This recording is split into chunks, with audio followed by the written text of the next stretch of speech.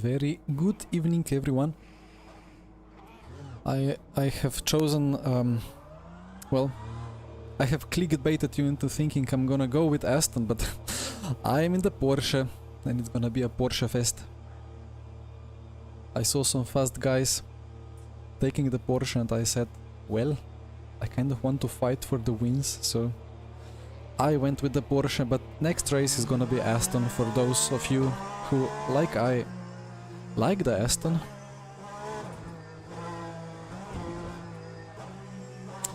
Is the track a bit bright? You cannot believe it, like the lighting is so different each time. Oh wait, it's the wrong camera. One moment. Settings. Gain is on 0. How is it so bright? Anyway, it's watchable, I think. It's kind of bright anyway. Anyway, hi Joao, hi David. Good evening. Well, the car is not weird. The car is nice, but the default setup could be weird indeed.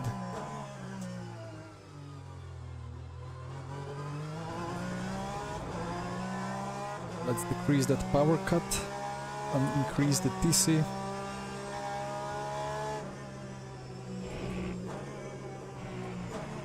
The weirdest thing here is how aggressive the curbs are.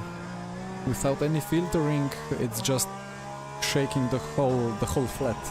It's I needed to put some filtering.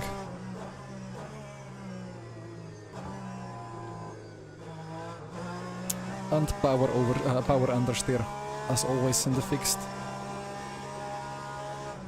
Hola Mateo.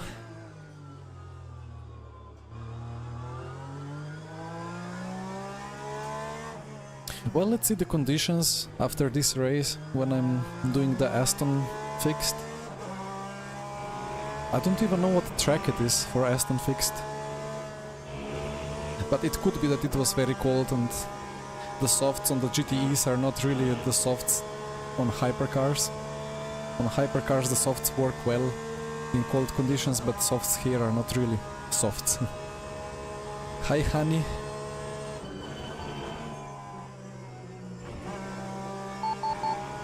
Is it possible to display tiny pedal widget on a Ford screen? I think it's possible to display them anywhere, but I'm not fully sure. I would need to double check. There is a lot of things I need to double check. I'm still yet to check the profiles for this wheel, or this wheel rim. I'm in the process of finding a working iRacing overlay. Although most of you guys would appreciate me streaming LMU more than iRacing, so anyway.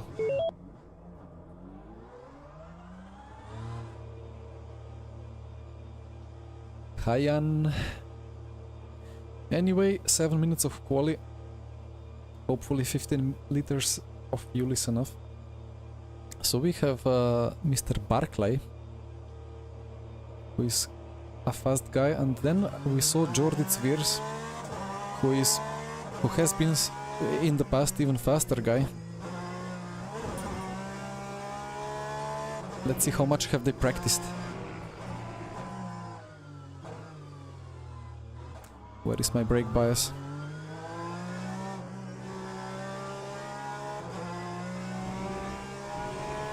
I'm keeping those 85% stock brake pressure because it just seems to me I can lock up anyway, even with 85. Which is weird because in the past I always went, like in the past, I mean 5 months ago, with GTEs I always went to 100% brake pressure, but now I don't know, like I can do things like oversteer on the braking, like here, due to brake bias, or front lock up into hairpins or anything like that, even on 85%. So I'm kind of, like now I was having a bit of a lock up on the front right, so I'm kind of reluctant to use higher brake pressure. Not that you need a lot of brake pressure on this track anyway, because all the braking zones are kind of weird.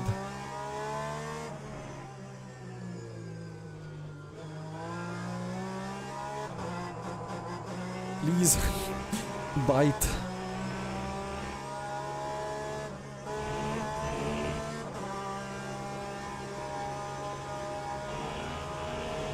Yeah, looks like first lap will be not representative due to cold tires, but then we should have 2 or 3 more attempts.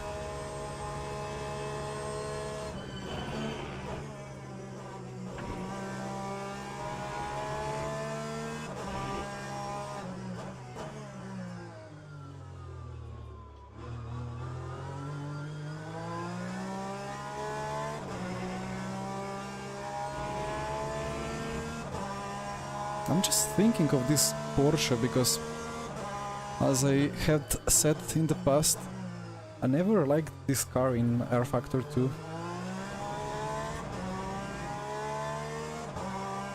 Because it was always like, not like, I don't know,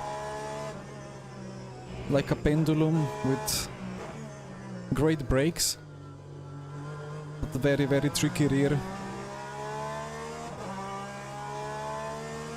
But here it's kind of really good, like among all the cars it's the most stable even for whatever reason. And it handles really well around Portimao, apart from those understeer exit moments.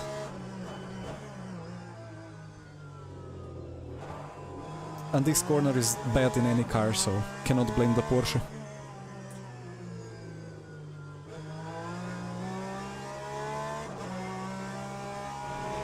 Two green sectors, no purples yet.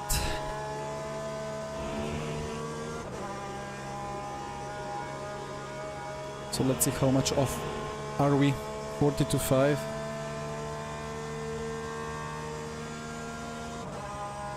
40 to 8. Alright, 3 tenths. We can do that.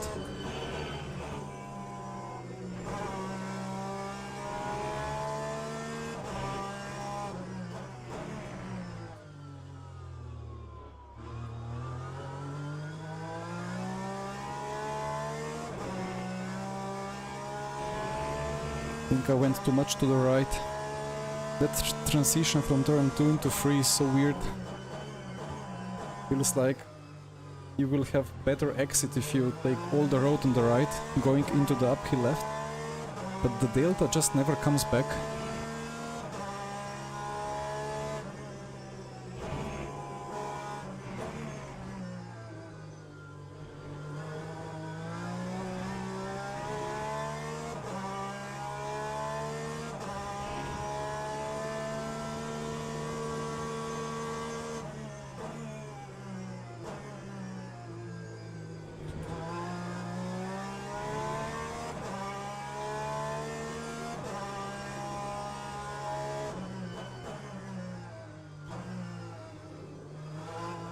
First gear is dangerous.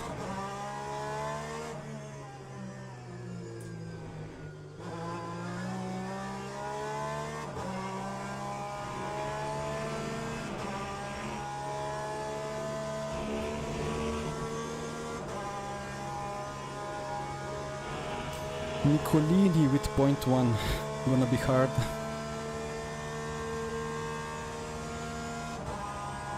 Well, one more try.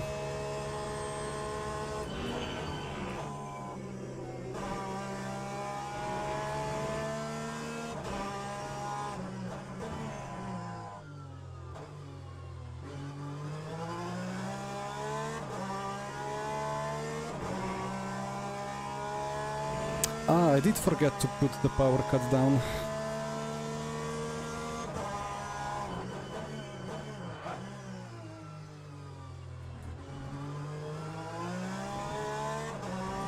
Should be slightly better on the exits. Hi Kyle. So 3 tenths and a half.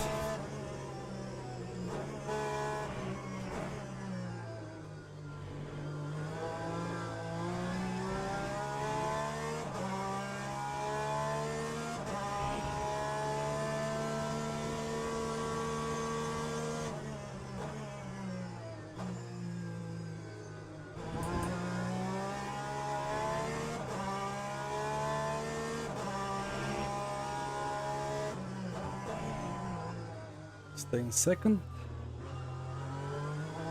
A lot better.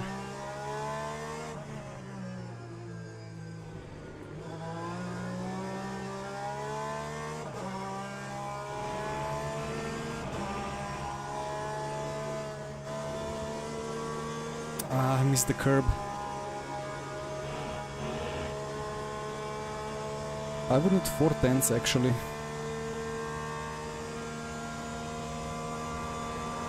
And that's P2. I lost a lot of time in that very long sector 2 right braking zone. And I braked later than previously, but still lost time. Quite confused. Anyway, rear left hot, front right still deep frozen. What was the fuel usage? 2.7. 20 minutes. It's gonna be 102 seconds per lap. Let's say 12 times 2.7, 32.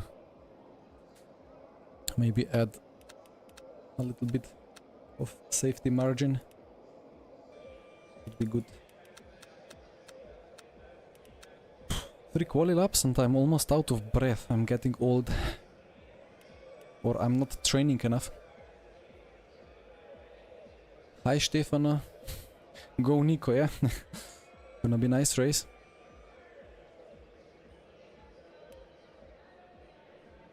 Well, with 66 Celsius, these tires are not really gripping as much as they should be.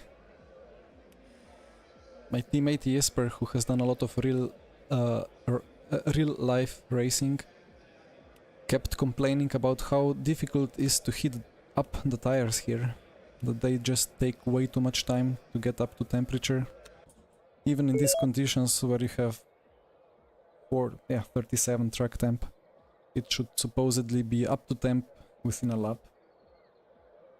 But we need like 3 laps and front right is still cold.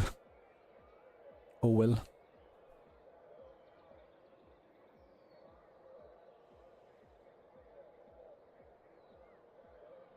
Then you compare that to iRacing, where surface temps go to 60 Celsius and you're basically driving on lava.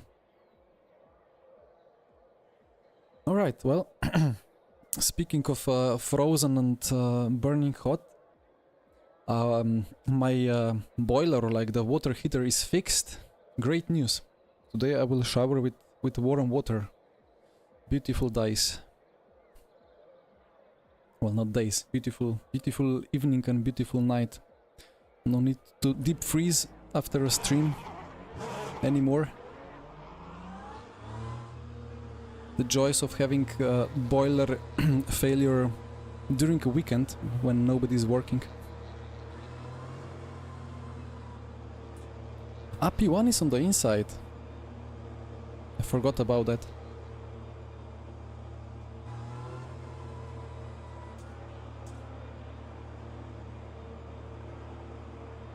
I almost forgot about traction control.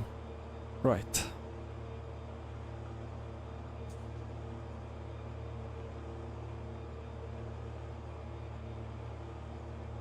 Quite a long run to the start, to the green flag here.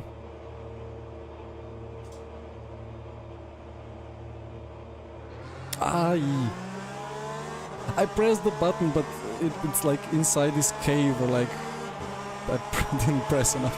Well, brake late.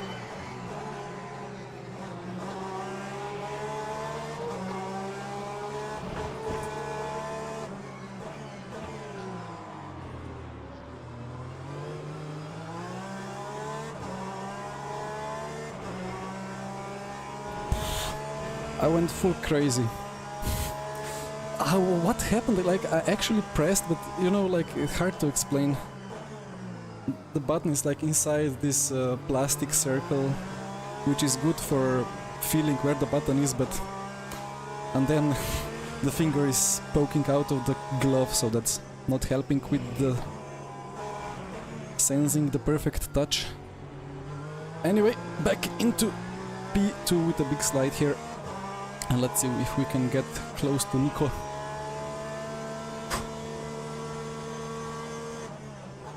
But that's always the worst thing, going into turn 1 and you have a car on the left. Oh, third gear. You have a car on the left, car on the right, both ahead of you.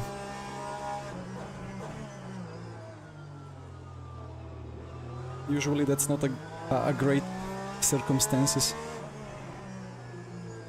But luckily we survived.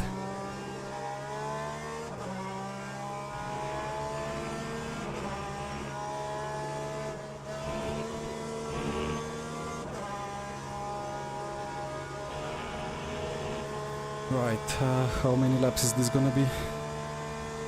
If it's 12 more or 11 more laps to catch Nico, to pass Nico.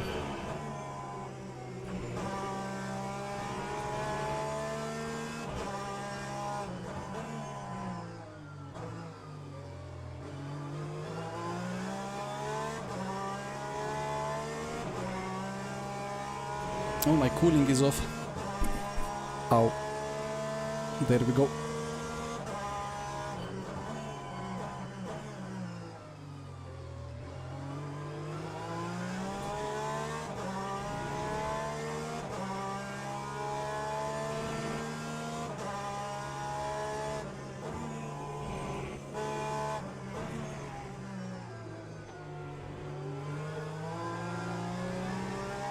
To be honest, it's handling a lot better on higher fuel again.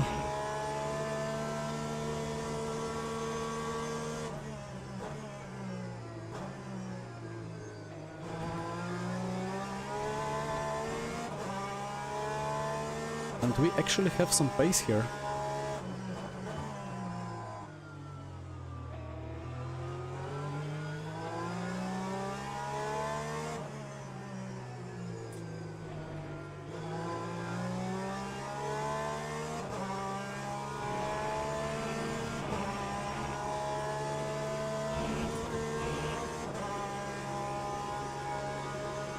This is actually quite kind of easy flat out, if the entry is correct and you hook the curb on the right side.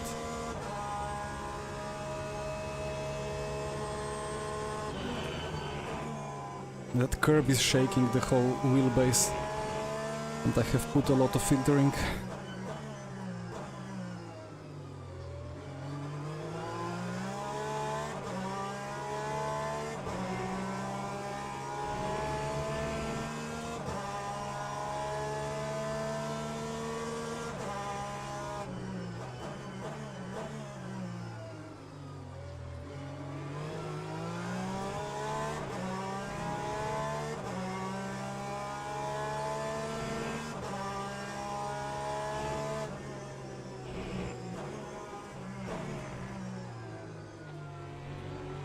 Nicolini is struggling.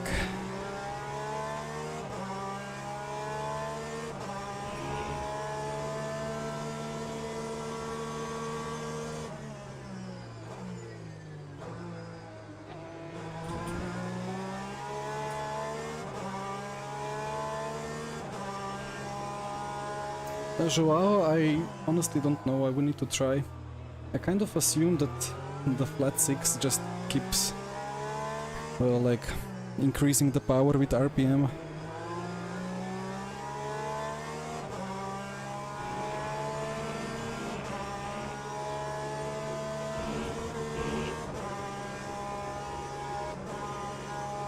Would be flat out if front left didn't get cooked.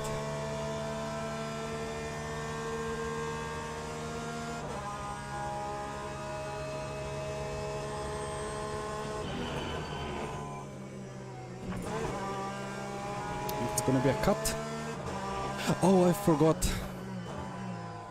2 days ago I did the weekly race at Spa and I could not see the cut warnings because of some settings in the JSON file, and I forgot to check it, and I again cannot see the cuts.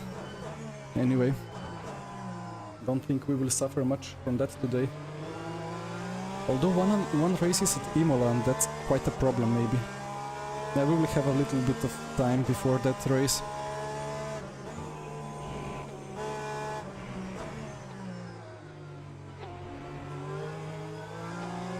Time to figure out where to overtake here.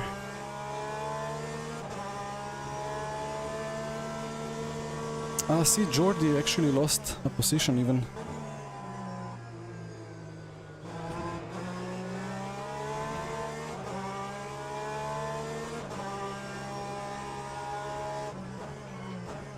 Well, about shift points, supposedly the HUD, the default HUD, shows the shift points well, or well enough.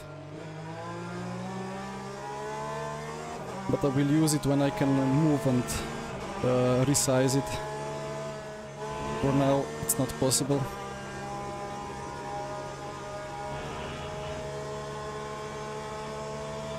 Well, I know that the Ferrari has optimal shift point at like 90 or 91%.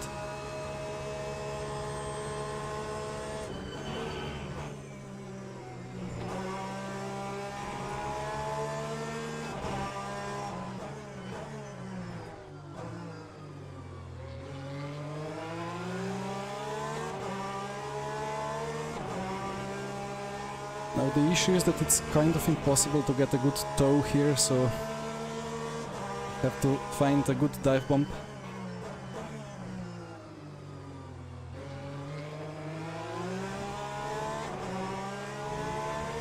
Shift points in HUD are incorrect. Ah, okay.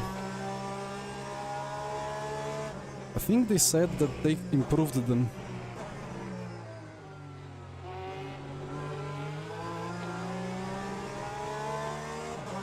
But improvement could be from being 10% off to being to 3% off, which is still not great for a race car.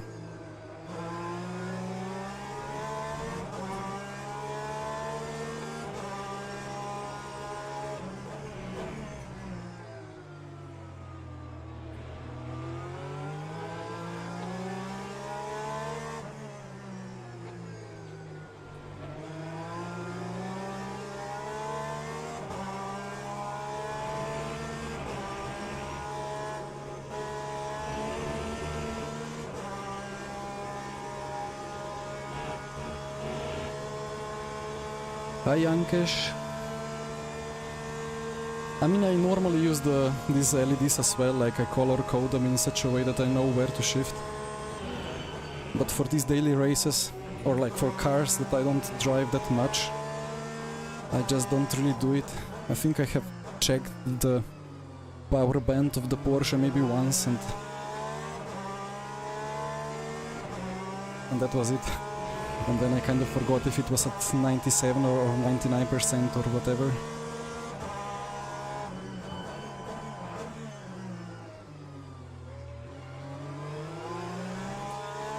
I don't think the power is that peaky anyway, like if you just shift slightly earlier you will not lose much.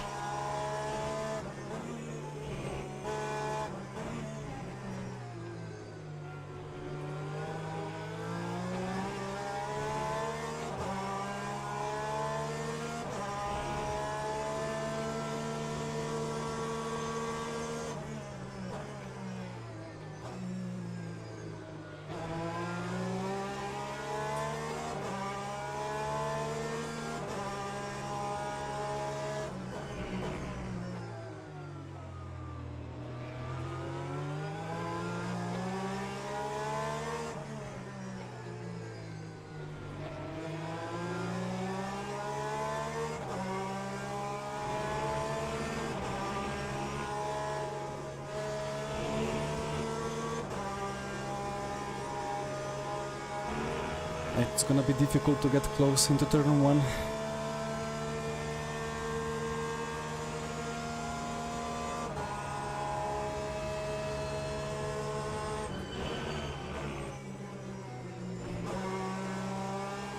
Yeah, too little speed used into the corner. I'm just too scared of the cut limits, or cut points.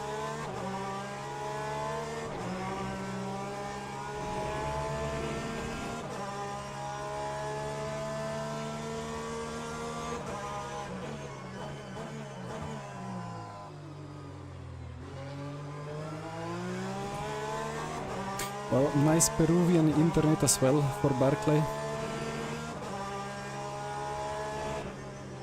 But again, in any other sim, he would be all around the track. Most likely.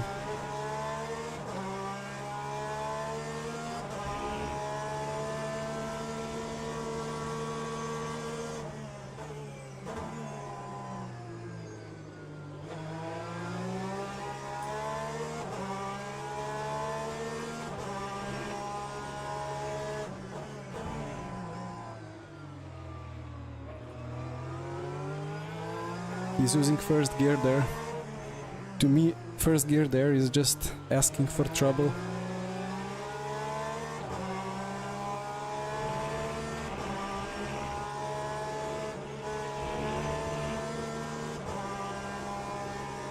He's just managing to carry more speed.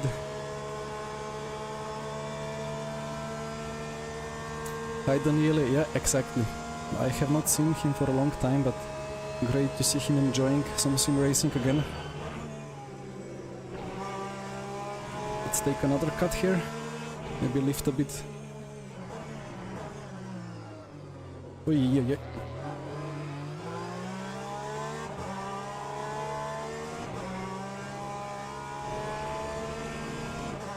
Nicolini is fast.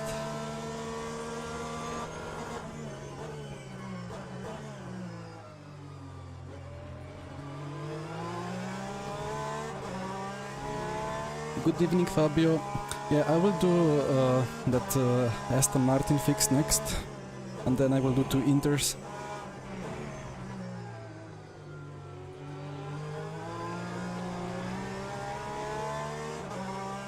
Yeah, Victor, to be honest, this, like, LMU or RF2, for that case, when you're racing against a guy from Peru in this situation, looks like just an average online experience from ACC. I mean, I have just done maybe a month or 2 of low fuel motorsports ACC racing, and just seeing the cars moving back and forth just because of how the netcode in the ACC is was so frustrating.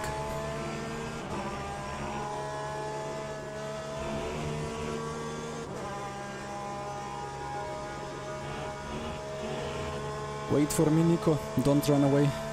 I need to overtake you.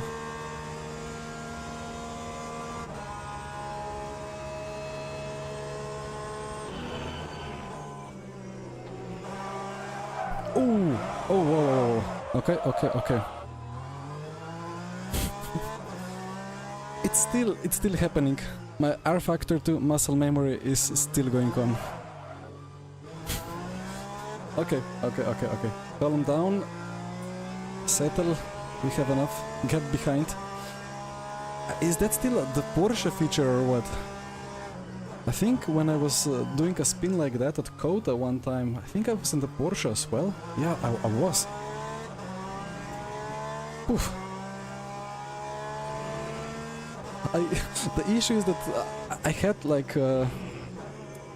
what's it called, like that a bad voice and a good voice, or like an RF2 dark side voice and the angelic LMU voice arguing going into turn 1 what to do with the inputs. But before I could actually acknowledge the dilemma, I went with the dark side voice and went for expecting huge slip angle to stick, and it didn't stick. Of course it didn't.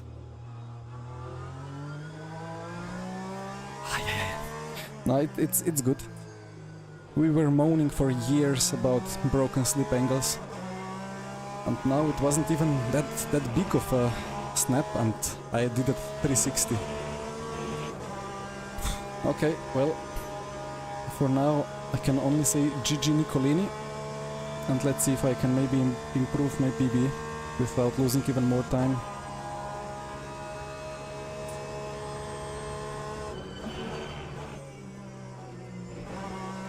I will have to rewatch it because it was not really an obvious occasion for a spin.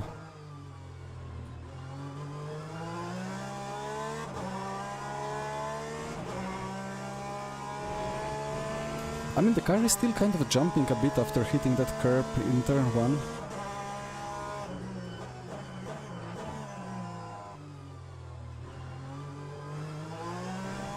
And then I suppose during that jumping I just demanded too much throttle.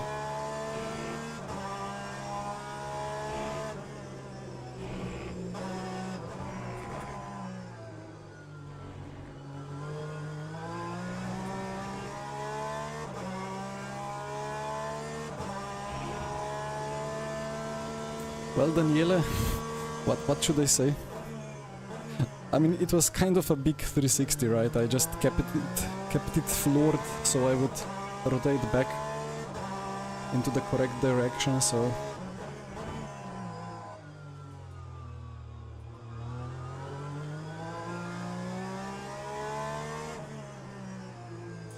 Or you mean iRacing in a good way there?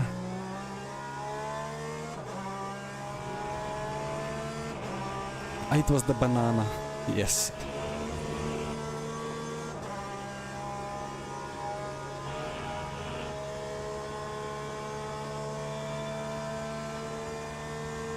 Actually, I did eat some blueberries that were imported from Peru earlier today. Probably not best purchase of my life, but I was in a hurry when I was in the store. I just grabbed some blueberries. They looked nice. They turned out to be from Peru.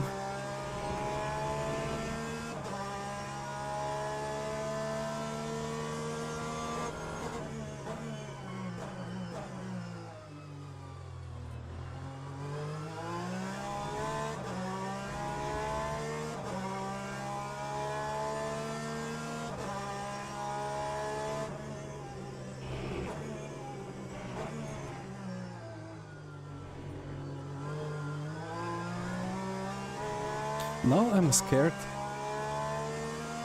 I wanted to try to improve the PB, but I honestly don't fully trust the car anymore.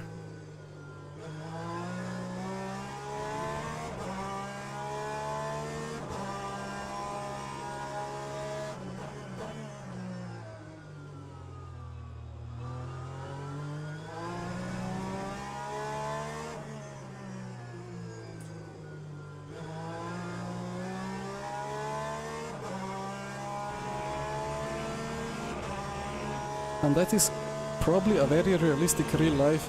Oh, that was easy flat. How was that easy flat? Interesting. I suppose that's confidence issue. That's such a big real life problem in real life racing, but it's not in sim racing and esports. Well, in esports it's not, because everyone has done thousands of practice laps and there is nothing about confidence, because everybody knows what exactly the car will do in each corner, more or less. But that's not realistic.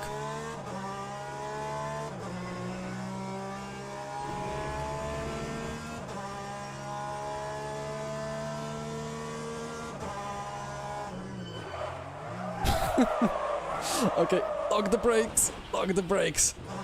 Ay, ay, ay, ay. Okay. No unsafe rejoin.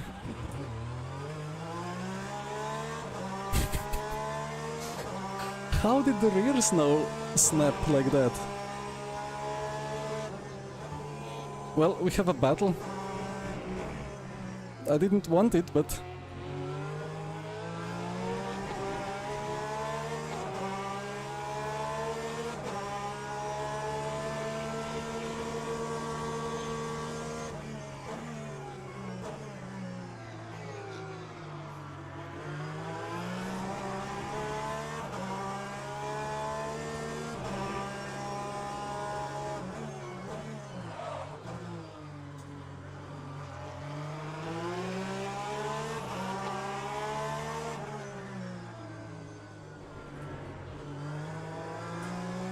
Park on the apex. Okay.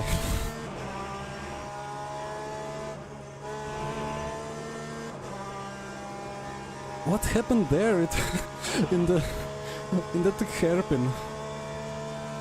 A lot of questions, but that was a fun way to finish this race.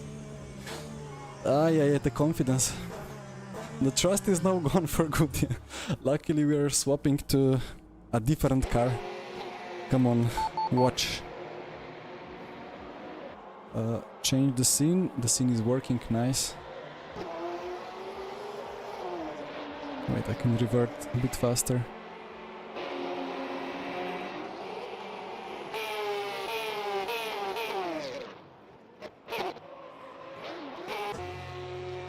Hello? Ah, the bug. Now it should work.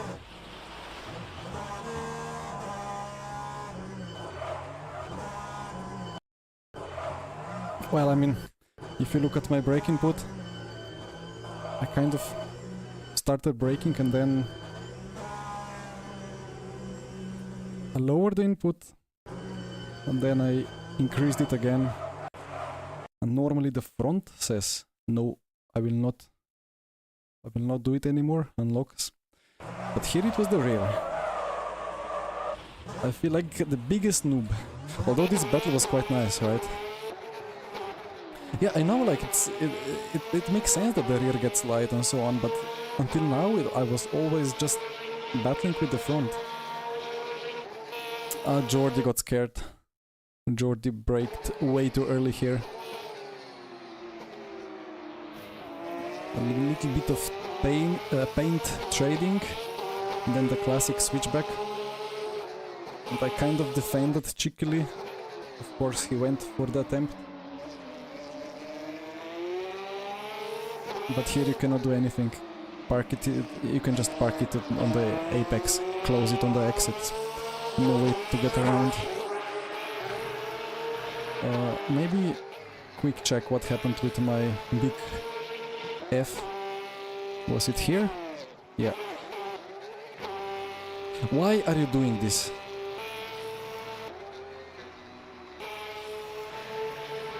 Okay. I hope that Studio fixes this replay bug one day. So... okay. I was not even on the curb yet. Like, from this POV it's so obvious, like... I broke later than normally, I turned in, the rear was loaded and already slipping a little bit and I even missed the apex. And... yeah, it was just... laterally loaded and then I floored it. And it just went around. That's a nice 360, no? Nice shot.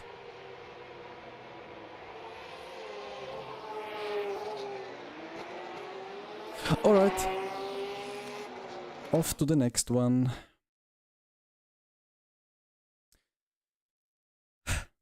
Would be preferred to battle Nico for P1, but I suppose this was fun still. I mean, I had fun. Spinning and doing 360s can be fun. I even gained some rating. Right. Where is my Aston? It's Bahrain. Register. Register. Whom do we have? I hope Mr. Nicolini signs up again.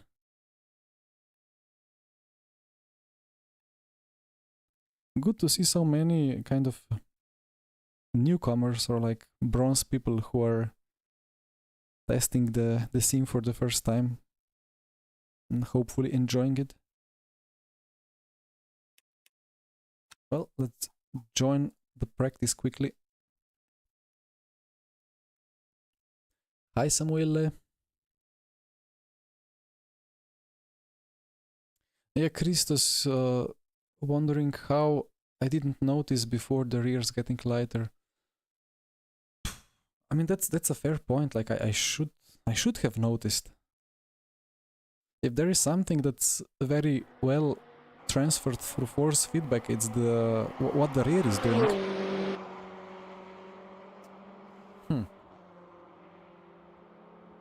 I don't really know, like it... cannot remember really what I felt. I would just have to do more laps. Maybe I was just assuming that the rear is gonna be fine, so I just focused solely on the front, not to lock it up, and suddenly the rear locked up. Because like when you practice for a track, you're like maybe locking up the fronts every time into some corner, and then for 10 or 15 laps in a row, only thing you try to do is brake as hard as you can not to lock up the front inside. And then in 15th attempt, it just so happens that actually you load the car in such a way that the rear is more on the limit of the front, but you're not really focusing on that, you're just focusing on the front. So you try not to lock up. I didn't lock up the front, I did a good job about that, but the issue was that, well, the rears decided that they demand more respect.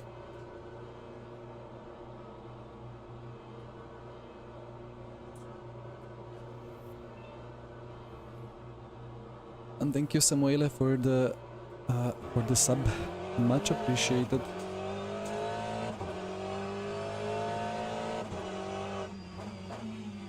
Guess I have 1 more minute to practice this. Yeah, that's a big lockup. Oh, yeah, okay, it's cold. How cold is it? 26. Well, that's not cold, but for LMU tire warming, that's kind of cold.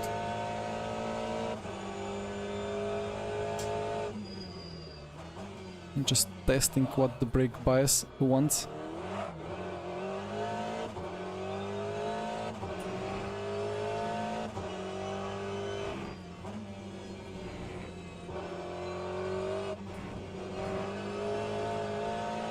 I really like this car. That's a fine brake bias. Well, maybe 1 more corner. The 50-50 weight distribution feels so good to me.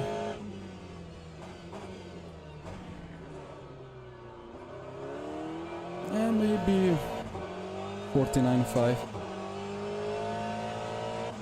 Yeah, no practice races is the most realistic races, right? Or like very little practice races.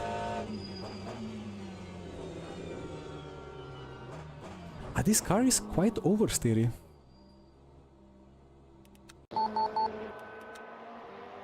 Let's quickly check if there is something obviously weird in the fixed setup. Not really, you know. Anyway, let's find the official server.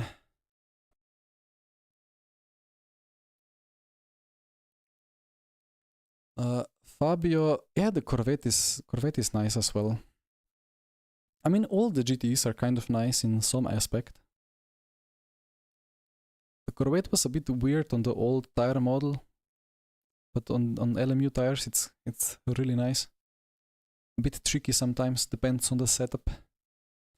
This car belongs in the trash bin. Well, give it minus 20 kilograms and it will be quite nice. But Hani, I had some teammates in the past who absolutely hated 50-50 weight distribution, but I always loved it. Done. Plans for the evening. Well, another beginner event and then 2 intermediate events.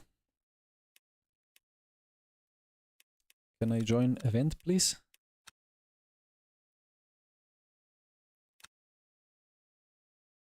I still don't know if the join event actually became clickable during the time I was clicking left right, or if it became available because I clicked left right.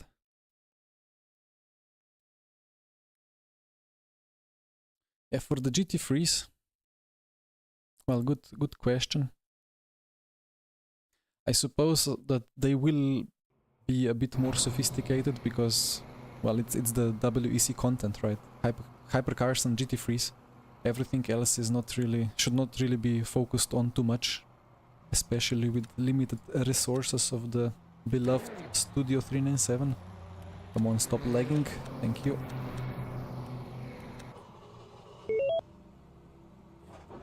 One thing to check. Actually, now I cannot check it. I'm thinking of that cut of turn 1. Because supposedly you can exit the garage and just cut completely. But again, I don't have the cut warning that should be like displayed here. It's not popping up. I need to check the JSON file. So yeah, supposedly this is doable. And it supposedly doesn't give you a penalty. But don't quote me on that.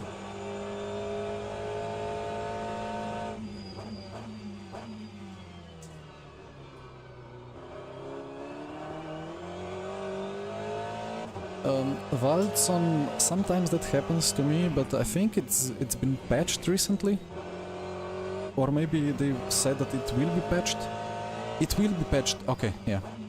Yeah, because sometimes the system doesn't like update you, it doesn't pull the data. And what's worse, sometimes you cannot register for the next race. Although that happened very rarely for me.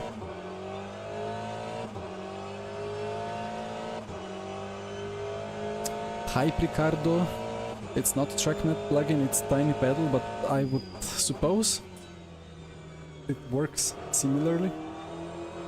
For sure you can make it look very similar, because it's all customizable. The font, the color, the background color and transparency, the size.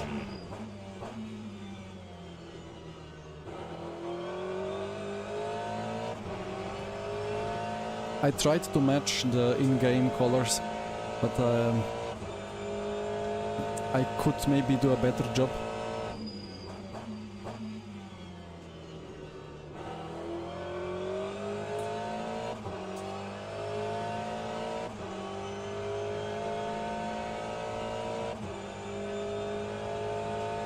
Live best sector. Oh, it's so long ago that I don't really remember what exactly it did.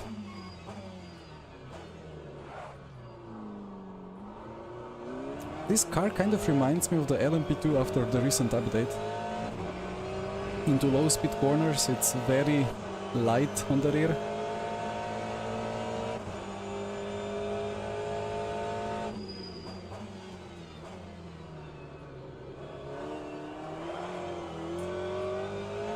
Yeah, the rear is not sticking as much as it should, but I think what I really like about this car is that the front feels quite solid. Feels like there is a lot of weight. I mean, there is actually, because compared to Porsche there is quite a lot more frontwards weight balance.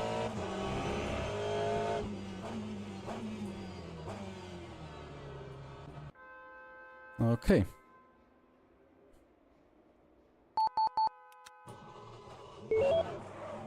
I just kept 19 liters. I mean, it's slightly longer quali session, and this car burns a lot of fuel. Preferably I have enough fuel to finish all the laps, as the tires might take the whole session to get up to temp.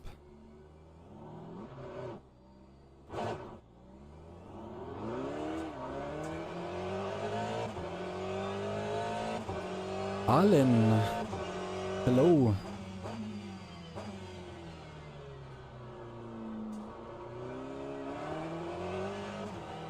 This feels like we are going back to 2018 or 2019. We have Ricardo, we have Allen, we have Swears in the server. There was Barclay.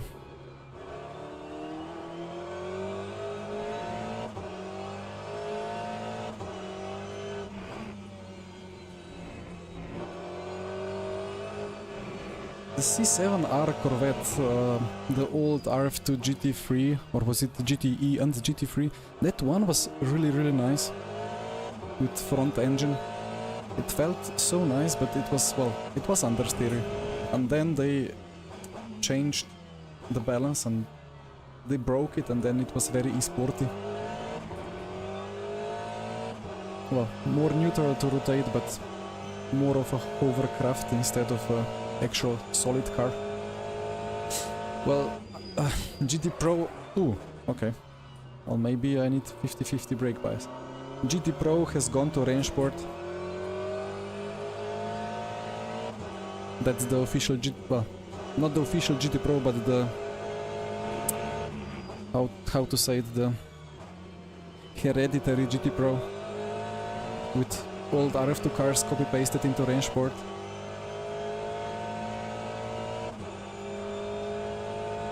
Allen is back in M4.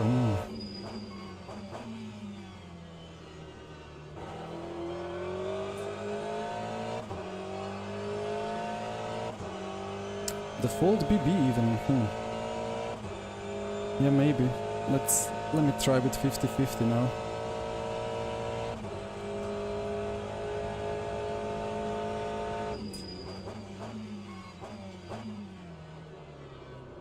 Oh yeah.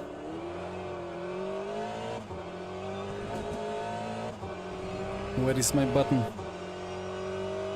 51. I think that's the default.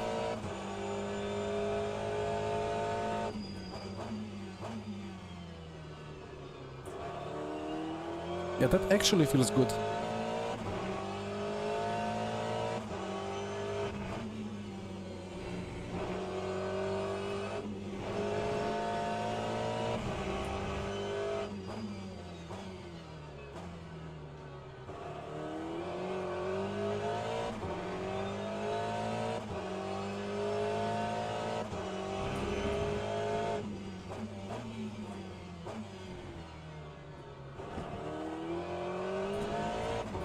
That was the best rotating car ever into that hairpin.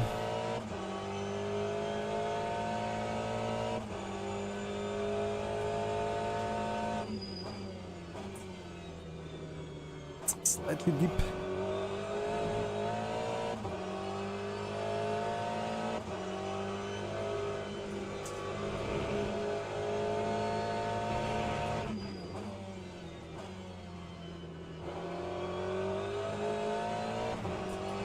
Well, speaking of GT3s and GTEs, still one of my most fun races ever was actually a pre-season LMVS test. I mean, I was driving LMP2, but we were invited to drive for the GT3. It was GTE. First GTE cars on new tire model. I took the BMW.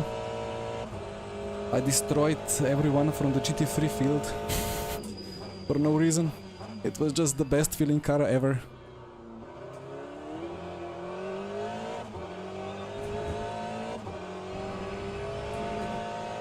But potentially I proved that the initial BMW BOP was too strong. Track temp, I'm gonna check, I think 26.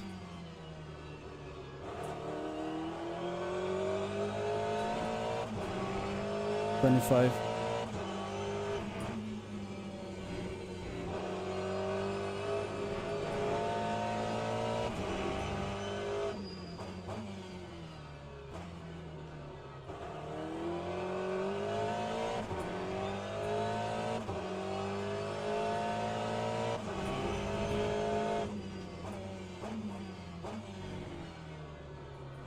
This balance is so beautiful. Such a nice car. Such a shame that it's so slow in LMU.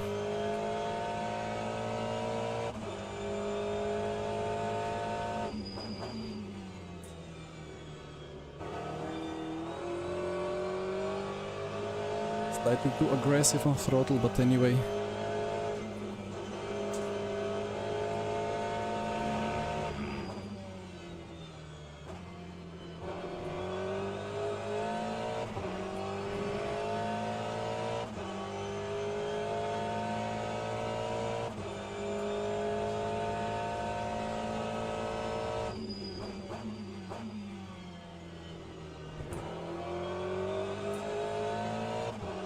That was a fine lap.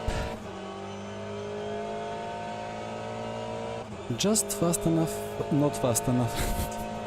9 milliseconds, right. 2 more attempts.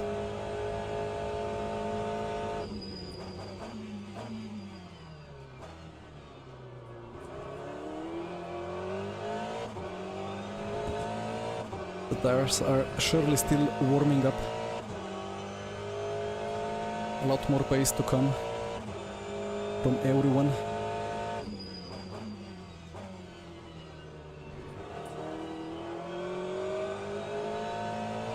It's gripping more and more.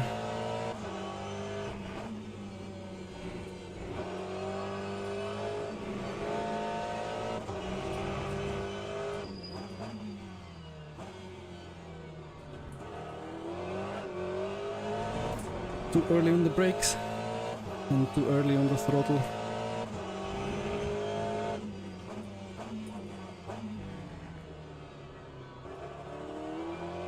Yeah, this lap is not the one, but I should just about have enough time for another attempt. Yeah, tires are never gonna be warm up in these conditions, somehow.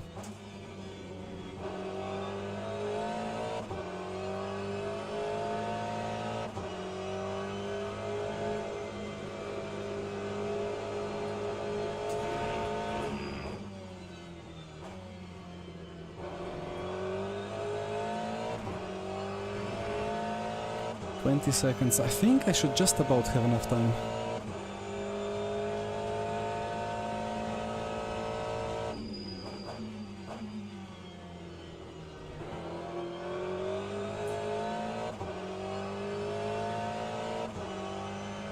I'm gonna be close. One. Yes, I have another attempt.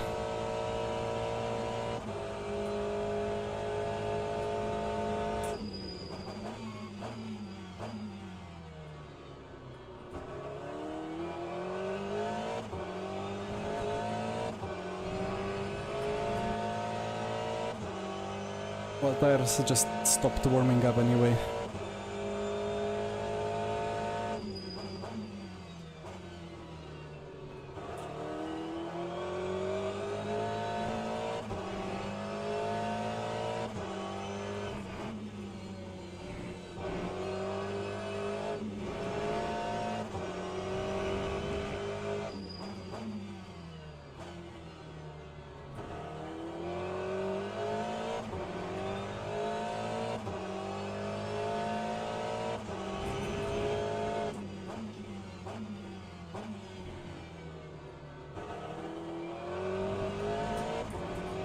Uh, 1/10 lost. It was not that bad. Maybe the curb doesn't have any grip on the exit.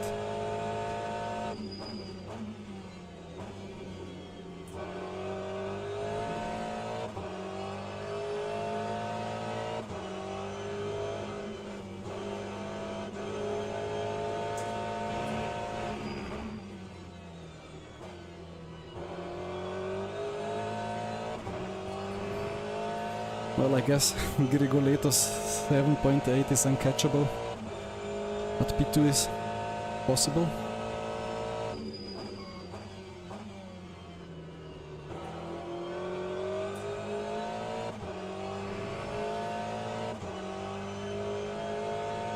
Alright, well. Ooh, who is that? Mokhtari. I don't really recognize that name, but a very solid lap. Alright, second row. Pace was potentially there. But, so 3.2 was the fuel usage. Whew.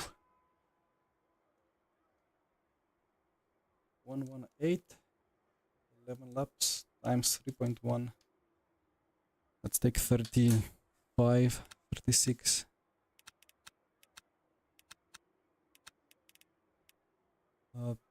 Leave the brake bias alone. And what was the TC? I think I had 838.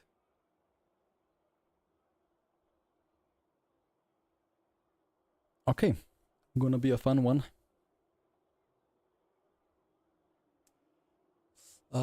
Yeah, I missed some messages because I had to focus. 66 viewers. Actually, my peak was on a Sunday, on a random Sunday. For whatever reason, I had 105 viewers peak, or like 103, and I was like, what is going on? But, well, quite nice.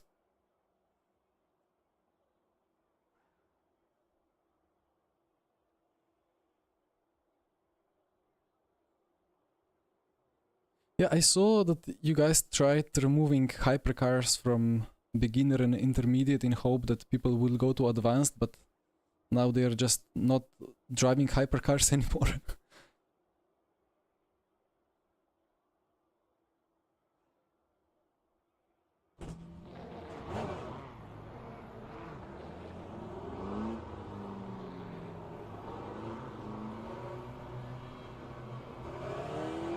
I'm catching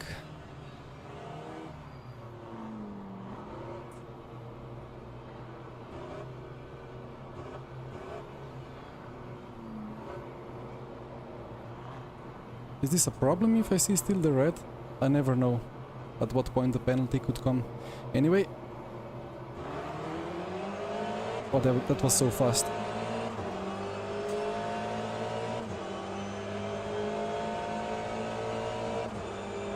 Where is the braking point?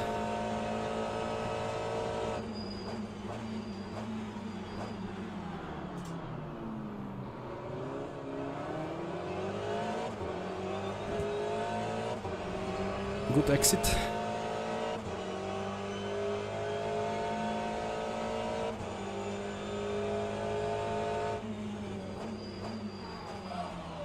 Ah, sorry, Fabio. Okay. Is this a fair move? Ah, this was so stupid, but it worked.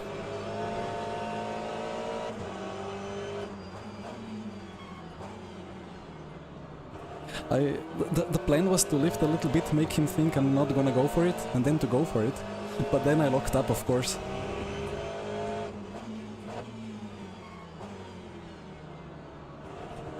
Now I guess I have to return the favor once and maybe not defend and let him have a dive option.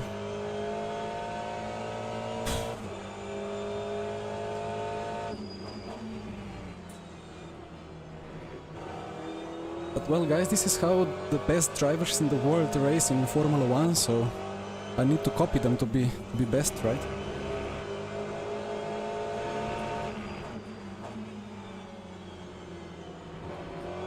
If I completely crashed him out, I would probably wait for him, but I don't think there was even a contact or anything.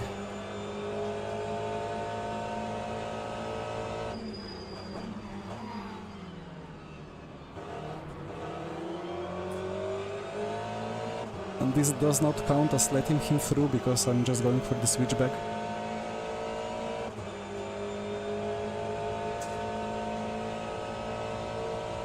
Give me the side draft.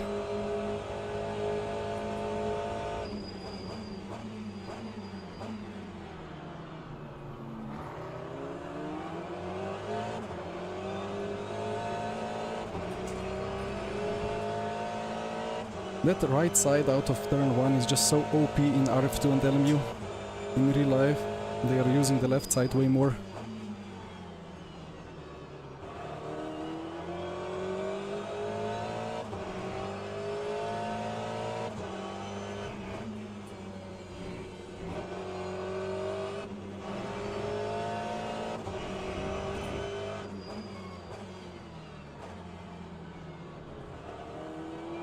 I mean, honestly, I got so fed up with FIA and all these rules that are allowing squeezing people off and everything like that. And then I was just so angry that I told myself, well, then time to accept it. And then you accept the reality. You need to, well, drive like you're part of that reality, so I try to be clean, but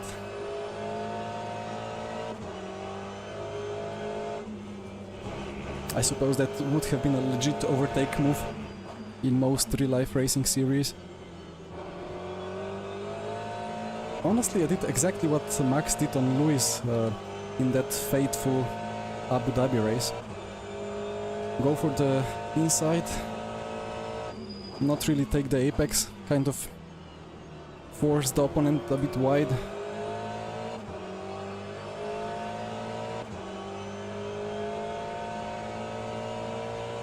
Yeah, Verstappen is creating his own parallel reality, but looks like everybody's accepting it most of the times.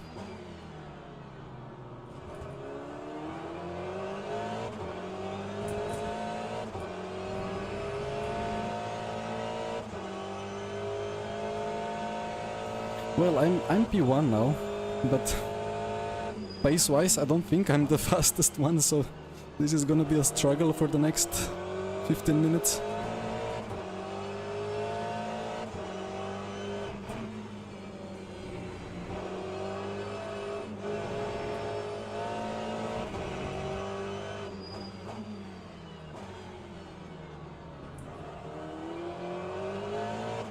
But the more I drive this car, the more I love it.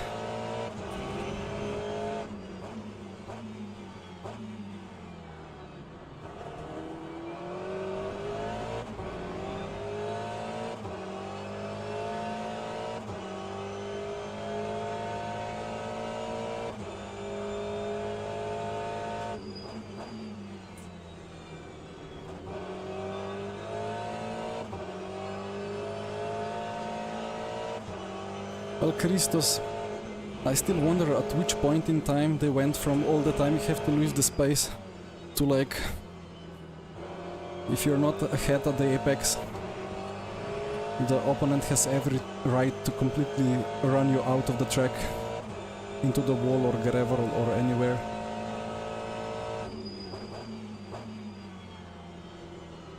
But at some point in the last 10 years, that switch happened.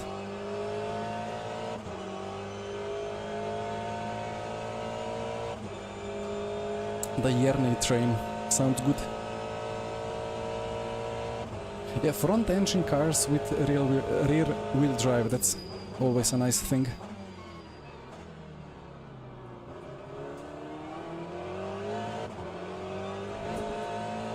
The rear is just so agile, like the front is planted and has good mechanical grip, and the rear is just agile. You don't need to like do something crazy and drift it a lot, because it will just casually go around the front. Maybe the traction is not the best, but it's still stable.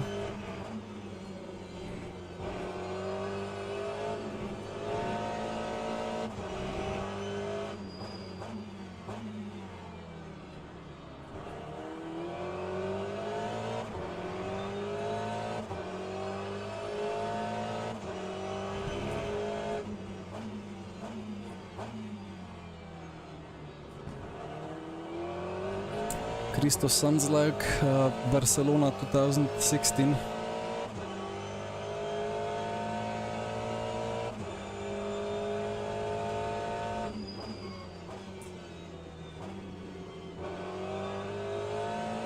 The day where I was for the first time in my life older than the youngest Formula 1 winner.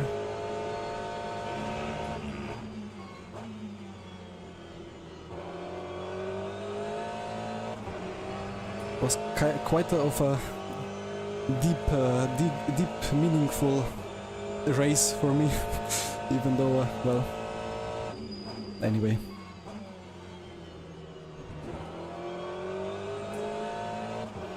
So I guess Jordi and Mokhtari have some kind of battle there, with Blotto as well, and they are having fun for P3. And Grigoletto kind of stopped pressuring me.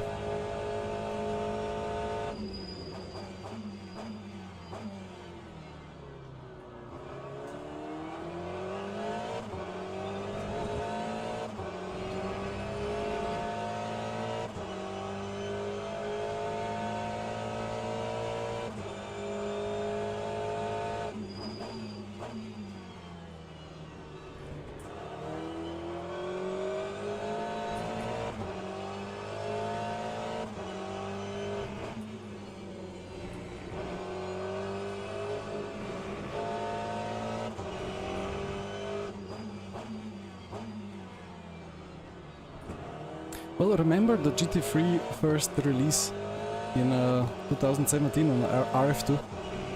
Aston was always the best car. At the start it was the fastest, and it always felt the best to drive.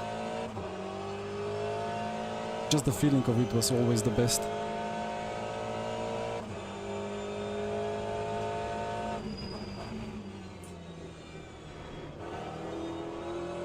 And then they broke it, and suddenly it was a tire-destroying mess. And now it's good, feels good, but it's just slow. So BOP works in mysterious ways.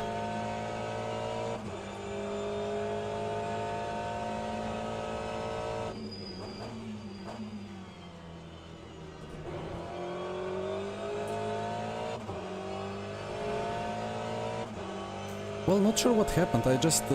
I'm not really pushing the car here, but this is purple, this is PB lap now. And I'm somehow the fastest in track. So the train is being dissolved.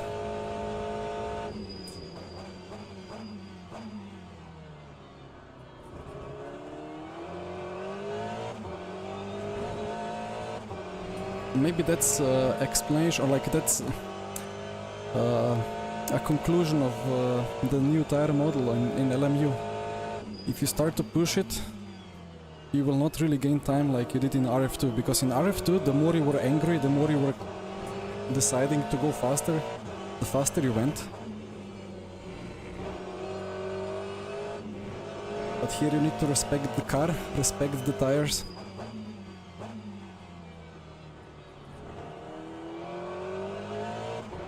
And I'm trying to do that now, and the Delta is happy with me.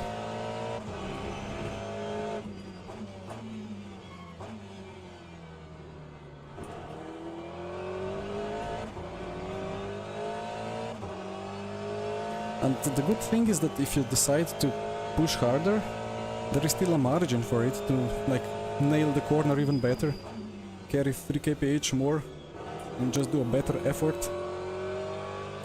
And to my experience, if I did anything like that in iRacing, there was no margin. The more I tried to be better, the more the tires start melting.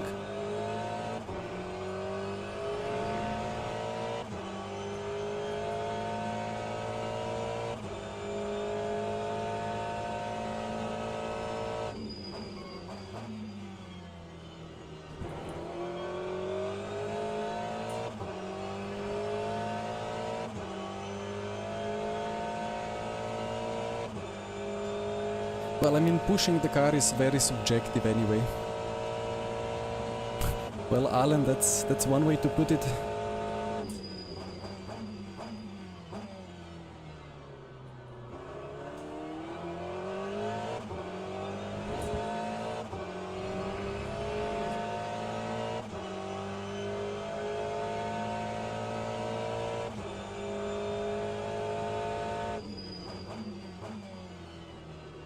But it's just so easy to be very consistent with the Aston. It does exactly what I want.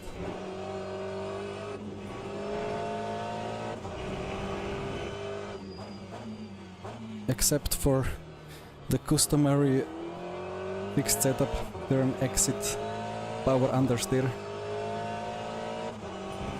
But oh well.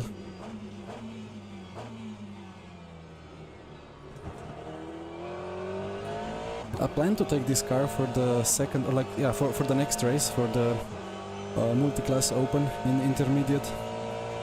I'll just need to come up with a setup.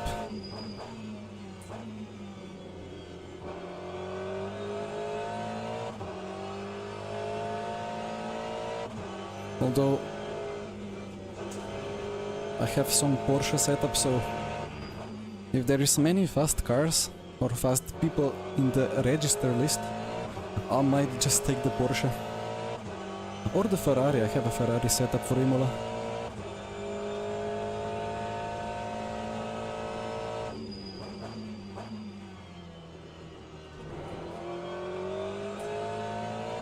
But this is driving so nicely.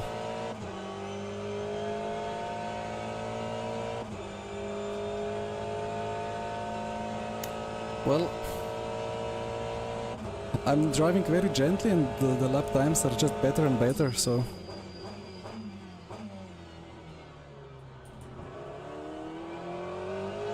Feel free to try to make me spin.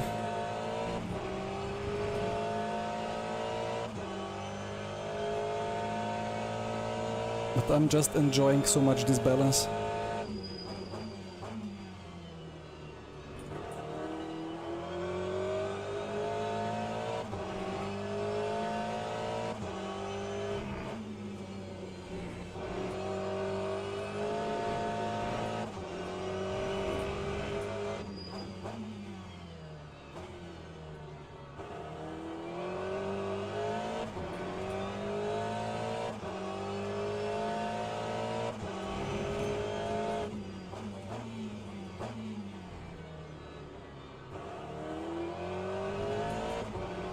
What was the pole position? 57.8? I think like 57.86.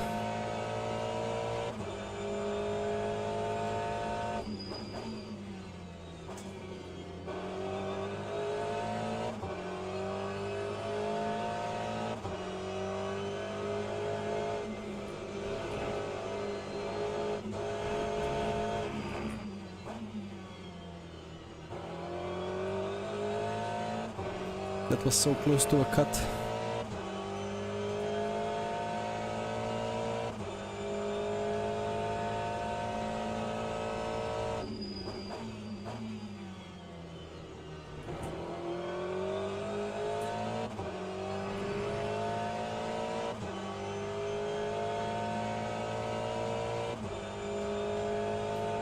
.000. Nice.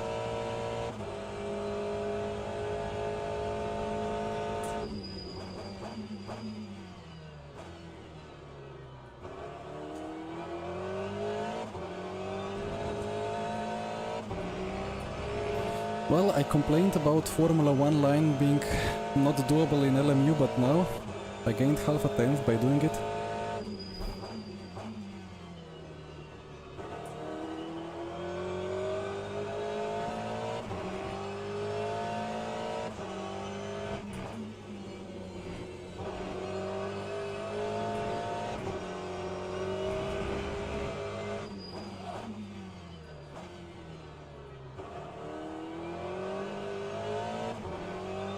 Little bit of a lockup.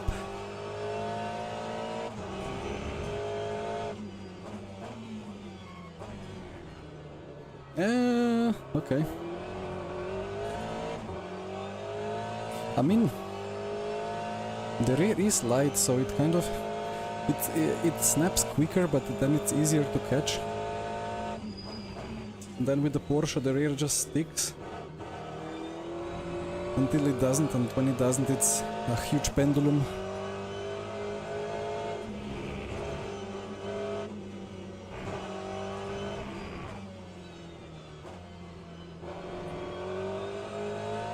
Lost the rhythm a little bit.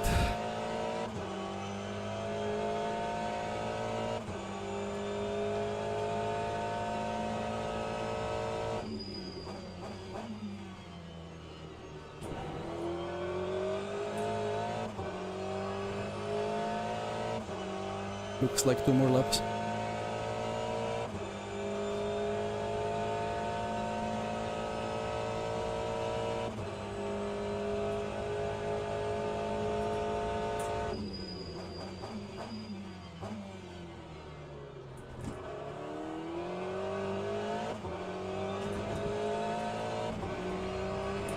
That line is quite fast.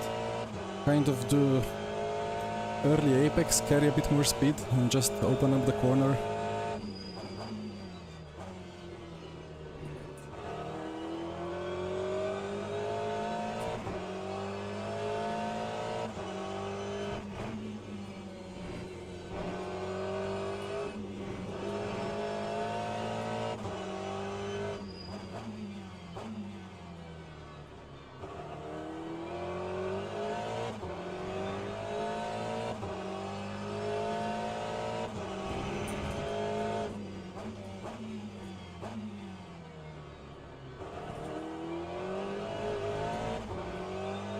I think the tire wear is kind of starting to kick in now. The tires are stabilized when it comes to temperatures, but the grip is lower and lower.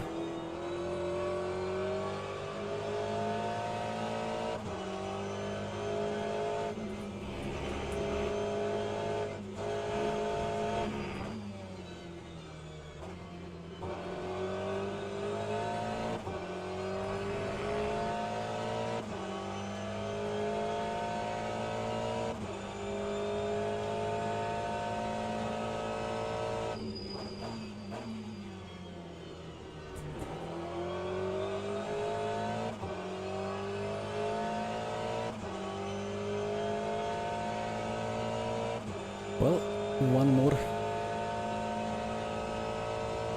Let's see if I can make a 57.9, but it's gonna be impossible probably.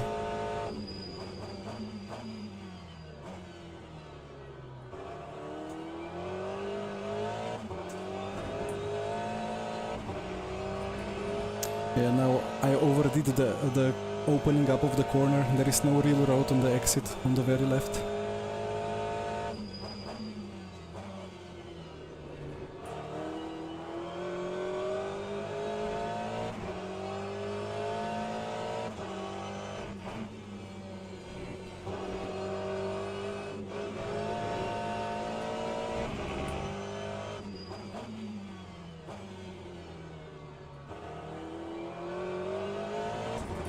I'm just carrying too much speed into corners.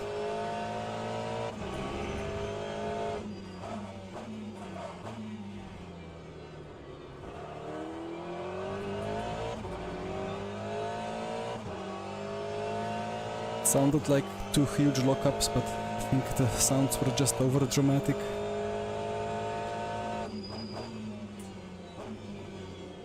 And that's too fast. Well, yeah, with 77% front left, I cannot expect to really improve the quali lap times, you know.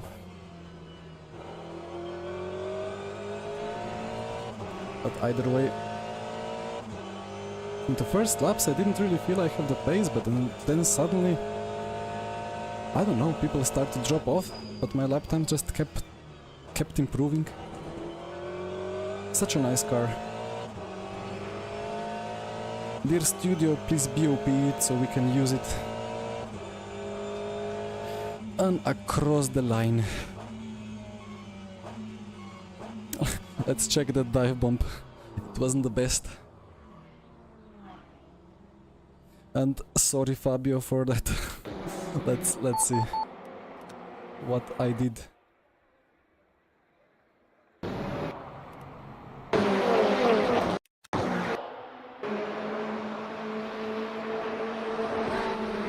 So the inside is always a good idea.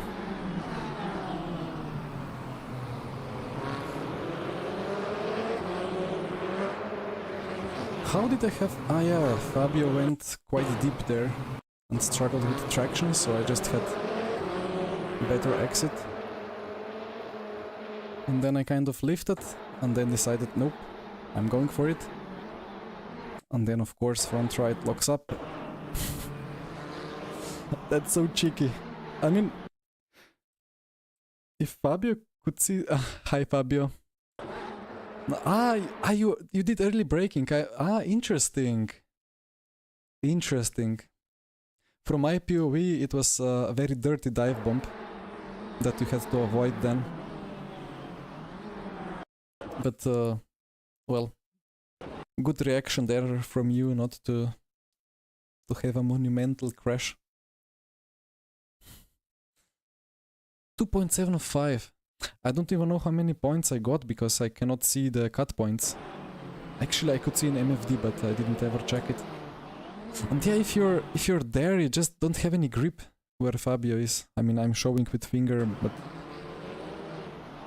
if like this is like marbles, so you just lose all the grip. Oh, that's a good Verstappen move, right? And then we had a good battle. Well, let me scroll, because we have, I guess, 20 minutes till the next event.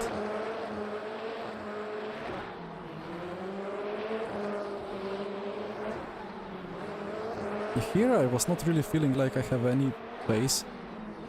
I did a nice switchback. Oh, well, that was closer than I thought. I actually pushed Fabio a bit. Well, nom nom.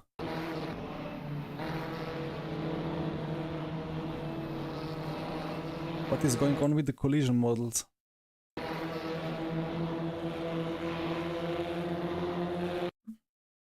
I don't think this is a lag or anything. I think it's just collision model not having that splitter in the rear.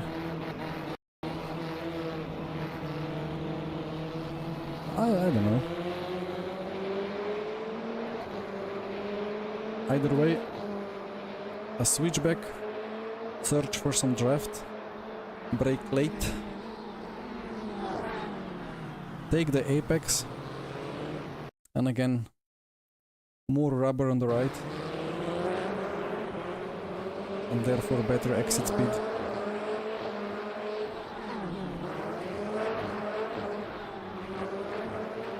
And these three had like quite a nice battle, I think. Ooh.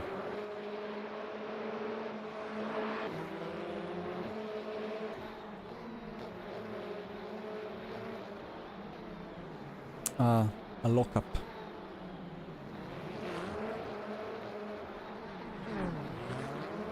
Eh?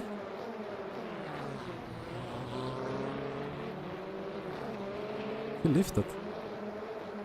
Was it a cut? Ah, okay, yeah. That's a huge one. Could be orange or something. Probably not red yet. Fabio, I'm gonna take the GTE.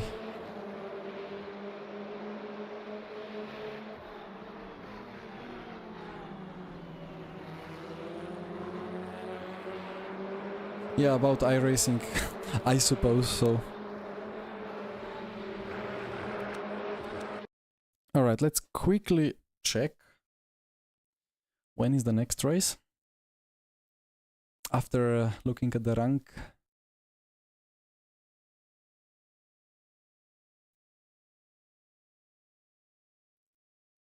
Half a percent.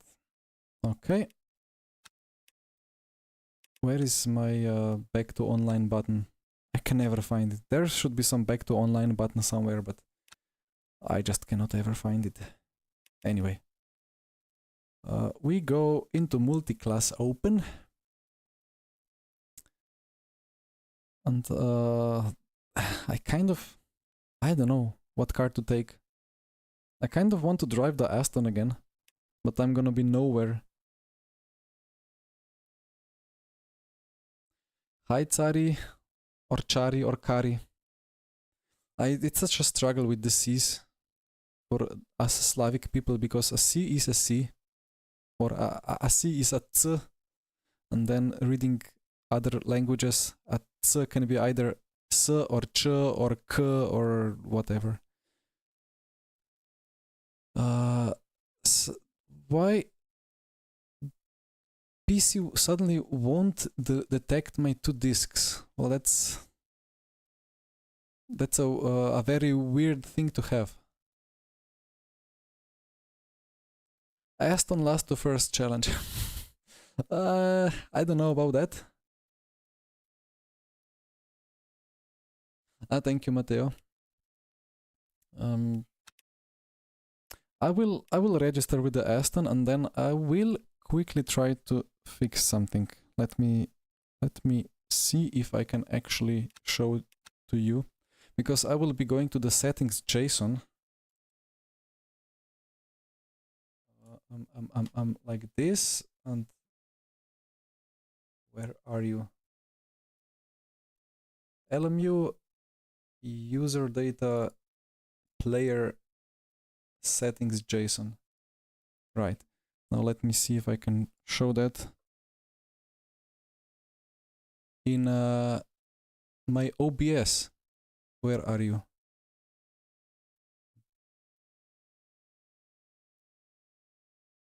Notepad.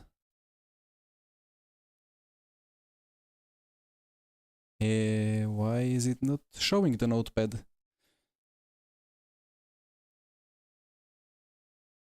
Well, I mean, I can do also this.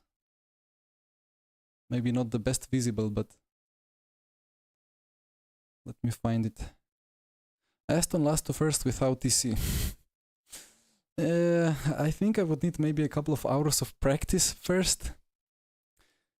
Pick another livery. I can do that. GT Freeze will be coming. Should be, I suppose, first batch will be in December. I hope early December. And then second batch, I don't know, February, March. Alright, so now let's find, is it chat? Display overlay car info. So there is something I did here in the JSON that removed my my cut warnings. So I cannot see the cut warnings anymore. I think, was it this? Display overlay race notifications. Is there some Dan or Andy in the chat to help with that? I don't think I did anything else. Because I was here in the settings JSON to find this, what's it called? Rear view back clip, yeah. I have it at 200 meters, so basically this only renders 200 meters. I hope the resolution is good enough on the camera, but it only renders 200 meters in the rear view mirror, because by default it uses like infinite distance, and that gets some frames per second. So well, settings, or well, file save. And let's get back into LMU and hope that I will actually have the cut system warnings now. Race info will be it, so that should be it. Okay. Clark, hello. Do I have any info on my rig setup? I would have to put it in my description. I'm not that advanced with my streaming yet, but at some point I want to have all that figured out, so it will be easier to find the info.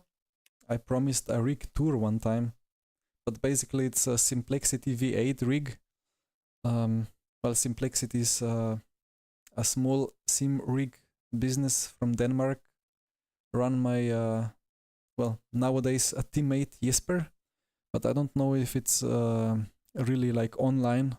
I think you would need to talk to him directly, but basically it's just like a mid-range, very good quality alu profile rig, and then SimuCube 2 Pro, Huizenfeld Sprint, Porsche 911 RSR replica from Grid Engineering, 49-inch ultra wide, and that's about it.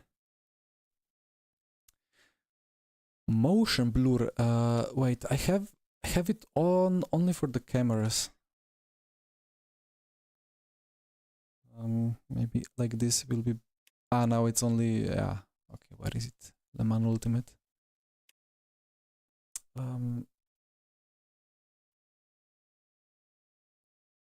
Motion blur. Trackside only. Why is that not? If this goes up, then it's maybe on. But yeah, I mean on low, that's I guess for the TV cameras only anyway. Okay, so Imola Multiclass. We have the Aston. Let's join some practice, as we have 15 minutes to come up with a setup.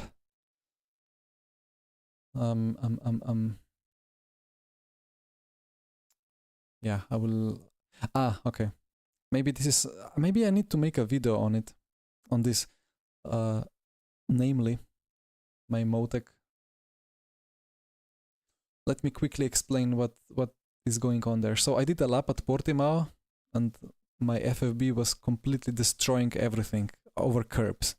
So I went to this FFB output channel. I scrolled into a huge vibration, and when you have a direct drive wheel, having FFB oscillate like this from -100 to 100 is quite bad. But if you go then to check a Fourier transform of that, you will see the frequency band, and then you will see like a huge spike in some. Yeah, if you move it forward, when I hit the curb, there is a huge spike. And then if you have a true drive, like SimuCube or something like that, or Isotech, you can go to this peaking and notch filter, and then you plug in into this center frequency, you plug in this frequency, and then you put like -10 decibels and like 3 to 5, what is it called, Q factor, and it will suddenly be a lot better without compromising the FFB in other frequencies. I don't know how exactly it works here in force feedback, because then you have there you have smoothing, but I don't know what exactly this is doing.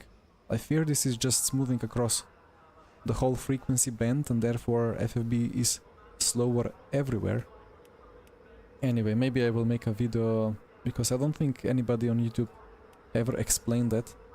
But again, it's only doable if you have,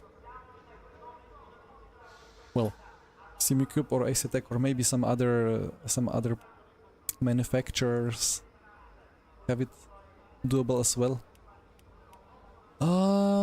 Right, so what do we have here? Let's check the setup. A bit less fuel, maybe some tape, some TC, preload probably max. I keep, how much? 4. I keep the rear wing. Dampers, I keep them.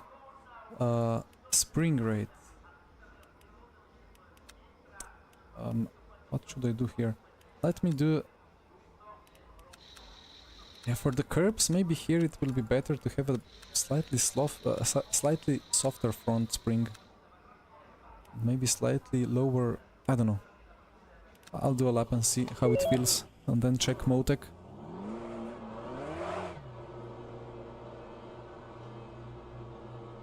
Hi Hachemi. So I talked about that Hyundai thing, right? I think once on the stream. I tried, like I did 2 sessions in AC. I feel like I am... I don't know how to say. Let's put it like that, after a lot of try-harding I was 1 second off pace. And I did everything correct. And I just don't know what to do about it. It's front-wheel drive, it's Assetto Corsa. So the reason I went into it at all, even though it's gonna be a crazy difficult competition, for others that don't know what we are talking about, Hyundai is making esports competition with finals in South Korea, and it's like, I think 5 finalists from Europe, 5 from the Americas, 5 from Asia, and so on. I think maybe 5 from Africa, or like some, there's some combinations. So 20 finalists around the whole world will get invited to South Korea for $100K prize pool competition. It's gonna be a really beautiful event, or like a fantastic opportunity. Issue is that they chose Assetto Corsa, and they chose a very shitty mod. That car is impossible. I did everything in the setup possible on that car in AC to make it not even oversteer, just balanced. But in AC, and I think it's same for ACC, if you want to have, if you make the car oversteer, you will maybe manage to get the rear to snap, but then it will actually understeer even more. So yeah, I tried for maybe 100 laps, did everything I could with the AC setup. I thought I would have a chance, because I did one AC esport competition with Formula cars 2 years ago. That was that Monaco World Cup thing, and I won that, and I thought, well, I'm good in AC, not just in RF2. But then we have a slower car without downforce. Or, well, there is downforce, but not much. And I'm 1 second off pace, and then there is some ACC people who just did like 30 laps, and they are within 3/10 of P1, and I'm like, no thank you. I prefer to stay sane and not have depression after 1 week of hot lapping and still being half a second off pace, you know. Anyway. Yeah, it's issue is that I don't know. Let's see what AC Evo will be like. I kind of have a suspicion that there is something very broken in the tire model, which I can naturally overcome with high downforce Formula cars, but which I cannot for the sake of it overcome when driving GT3s or slower cars. Because that Hyundai Elantra touring car is, well, not just a slower GT car, but even a front-wheel driven car, so that's for me the worst. So yeah, there is this weird dyno model which is very nicely drivable if you want to be 1 second of pace, but then to find that extra 1 second or like half a second maybe, there is just like so narrow operating window that you just need to find through like 2 years of experience or something. And it's just confusing me like crazy, and anyway. So that's why I'm not going to be doing any more of that AC Hyundai thing. Okay, so we have ride height, and it's kind of interesting. So the front is diving a lot on the braking zones. It's not hitting the packer still. So what I would do...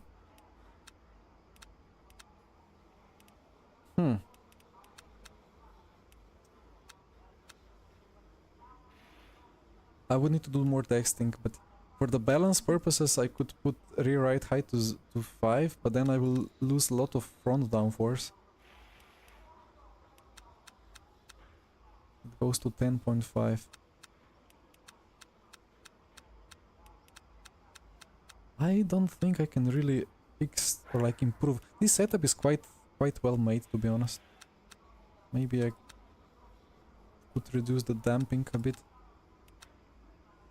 The slow bump.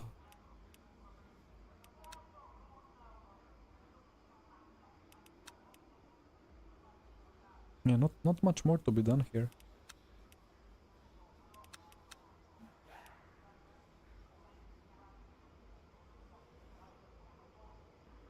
The car drives better in a specific content manager version. Well then, GG.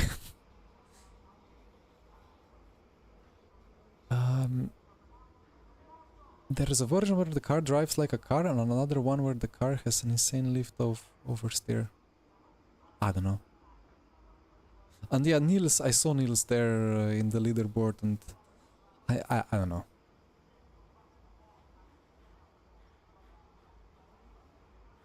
It's hard to make a comment on anything. Like, I mean, ACC, it's again, it's a good game, but if you want to simulate, to find the correct feeling on the very limit, it just doesn't feel like what cars on YouTube in real life on boards look like on the limit. How much time do we have? Yeah, I think a couple 10 more minutes maybe. Did it say in the chat? 10 more minutes, okay. I don't know. I'll just drive, and then if I see one, two or three fast people in the register list, I might just quickly jump over and take the Porsche.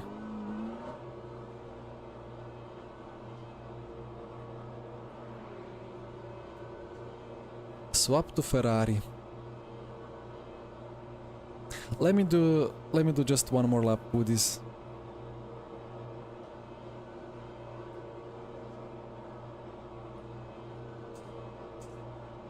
I've done this event, like Multiclass Open here, with the Ferrari, I think at least 2 times, in 2 different weeks.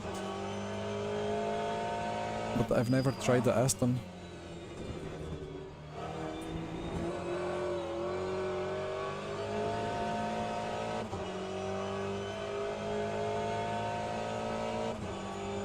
Some grinders. Okay, well, you got me. Quit to main menu.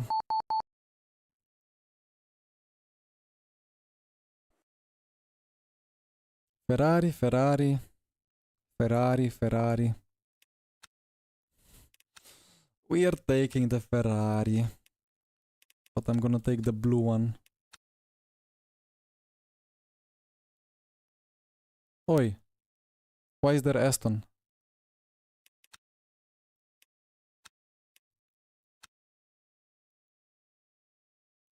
Ah, it's a Ferrari again. Great. Well, I hope the setup is still in this folder. Because there are, you know, 2 folders for each track since some update for whatever reason.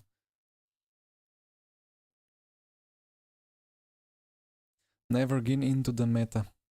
Well, I want to resist the meta as much as I can, but if I had 1 hour of practice maybe now, if I had a stream in 1 hour, I would maybe take it, but following error, okay, thank you. But I cannot resist my my need to battle for P1. Ow. Did I crash into somebody? I felt like some contact. Maybe the rear hit that Rolex wall thing.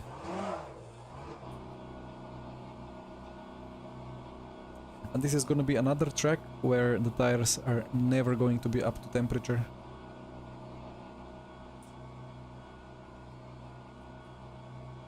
Why is this showing bloat on hearts?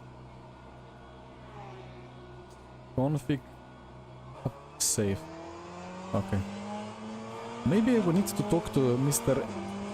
S. Victor, who is developing the Tiny Pedal plugin, because it looks like sometimes it just measures the compound once and then it... Whoa, okay. Then it just assumes that it's keeping that compound and it would need to refresh every now and then. Bronze driver moment. Yeah. Sometimes feels like it.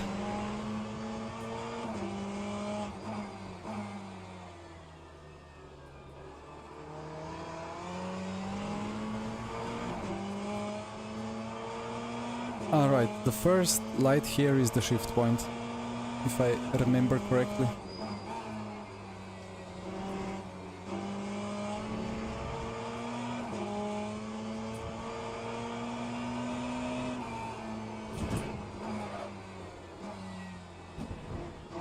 Now I remember the muscle memory and the non-muscle memory through Aqua Minerale. This setup is quite a struggle.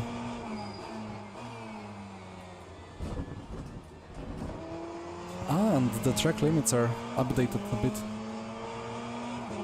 I need to relearn that as well and avoid some silly quali cuts.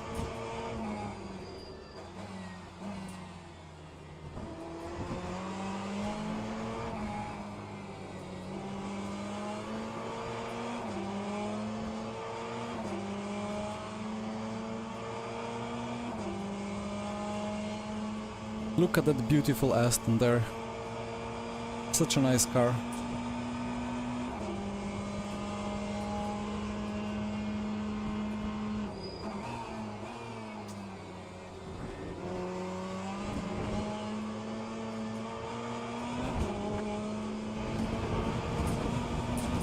Understeer. Ah. Again, deep frozen tires.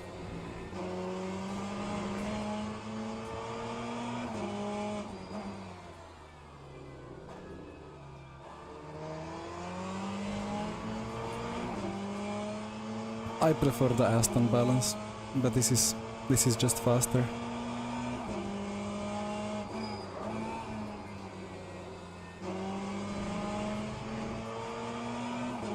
Cooler than Yerney, for sure. Although, arguably after 3 days of showering with a broken boiler, I got quite cool at some points during these 3 days.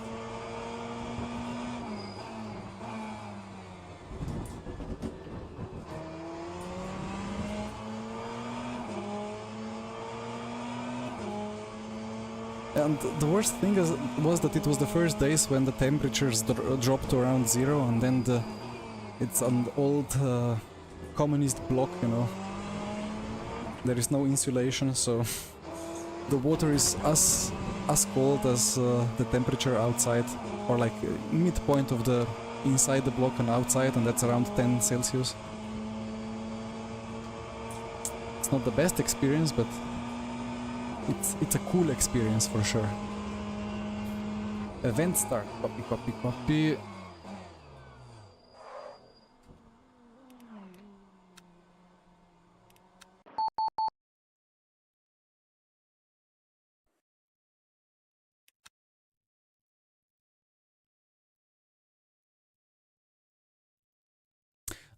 So Yankesh, luckily the serviceman was available to come today, so it is fixed. Actually, the guy said that he has the, like, what's it called? You have the heater, you have the thermostat, and then you have that protection thing. What's it called? The stuff where electricity comes into the home, and then you have like a switch for, like a safety switch for each kind of part of the electrical routing. And that thing for the boiler kind of failed. He replaced it, but he didn't have like some bracket for it. So I don't really know what exactly he did. We have hot water, but he said he needs to come back to put... Ah, it's the fuse, yeah, fuse. He has put some solution for it, but without some bracket, so it works now, but he needs to come back to fix it, and now I'm just waiting in hopes that his solution will not cause 230 volts coming through the water. Well, for the 10 hours, since when it's fixed, it's been working fine, so hope the shower will be not overcharged. 15 seconds of practice to go. Right enough, just enough to practice turn 1.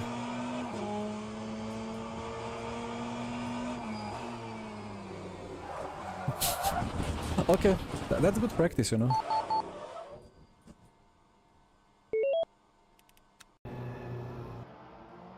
And how long is quali anyway? 6 minutes. Let's take a bit less fuel. Oh, the tires will be so cold.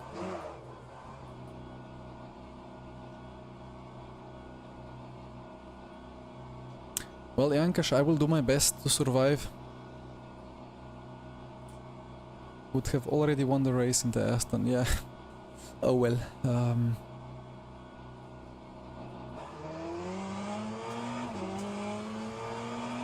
So what exactly did I do wrong? In those last 15 seconds I just broke too late, I suppose. And well, no tire blankets, no grip.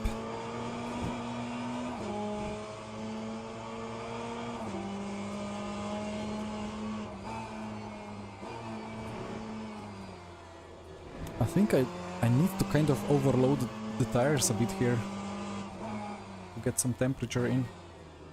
Oh, so much rotation from the rear.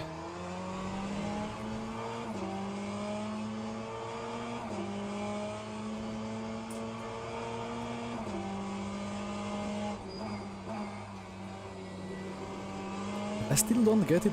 Why at Le Mans, after one lap, the tires are all like 80 or 90 Celsius regardless of the temperature. I mean, as long as it's like 20 Celsius plus. But around Imola, with many corners, some of which are kind of not low speed at all, the temperatures just don't rise.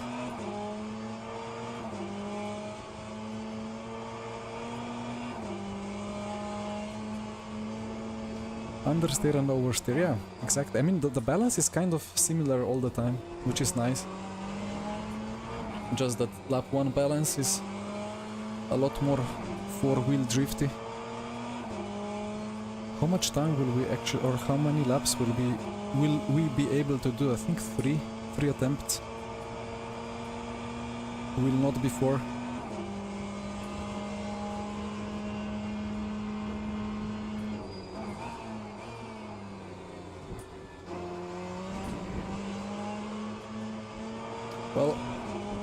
slightly too late on the brakes, but that's gonna be a good braking point for the last lap, where the tires are a bit better.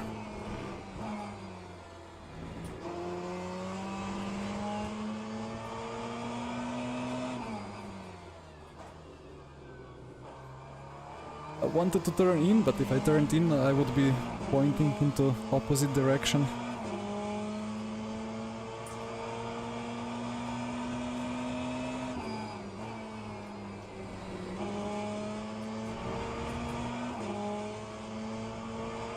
But the grip is slowly coming.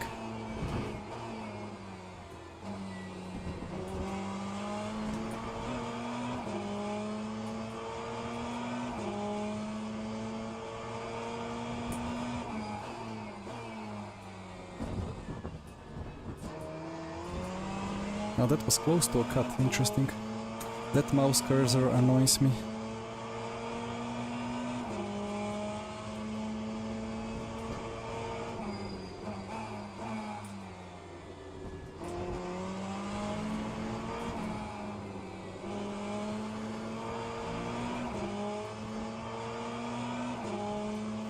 Right, let's see.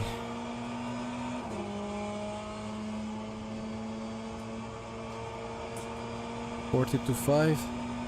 Oh, ahead of Blotto by 4 milliseconds. Nice.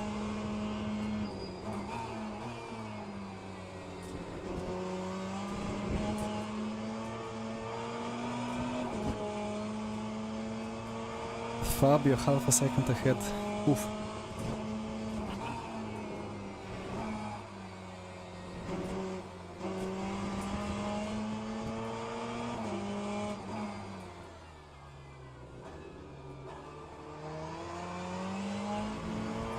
Well, there is the half of a second.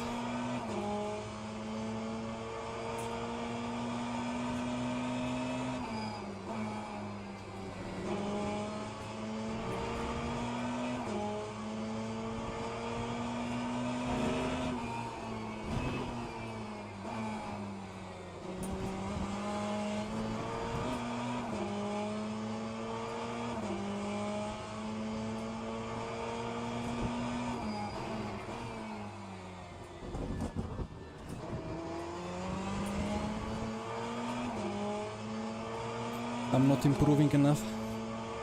Enough for P1 now, but everybody will improve a lot.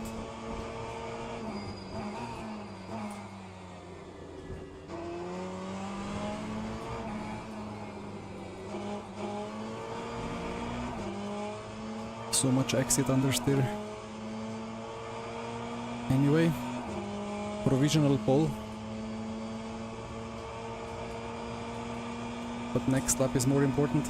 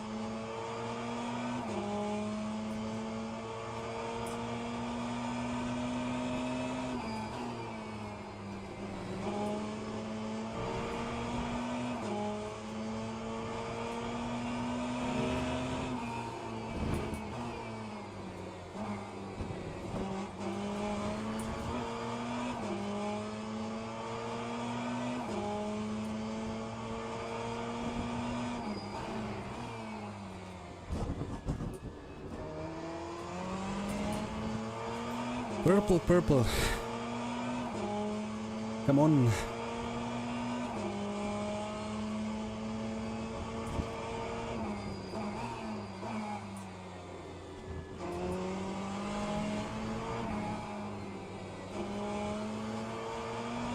Nice. I avoided the exit understeer.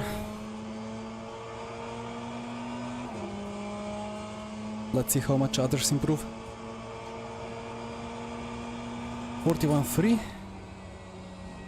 3.45 in the garage already. Grigoletto coming. Ah, he was close.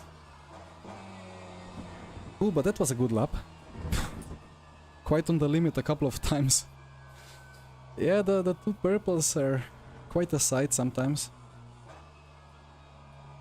Ooh. Yeah, I was a bit sideways through Aqua Minerale, like through the compression and into the uphill. That felt a bit over the limit, but then it felt like the Ferrari is still willing to take a bit of a rear slip. Okay, 25 times 60 divided by, well, 101.3, let's take that as a reference lap time, and that's gonna be max 15 attempts, 15 laps, multiplied by 2.5, 37.5, alright.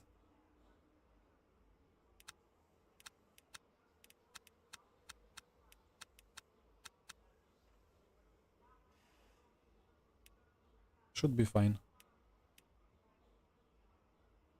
Anything else in the setup? I don't think so. Maybe the brake bias. I was never close to a front lockup, but the rear was always a bit iffy. 10 LMPs, 16 GTs.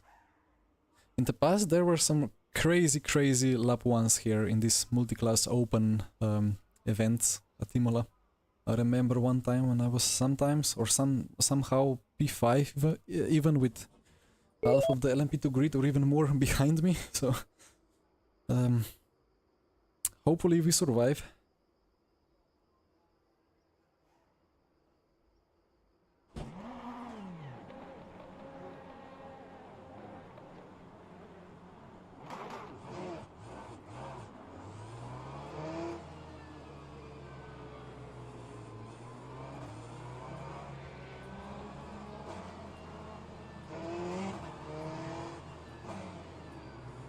What?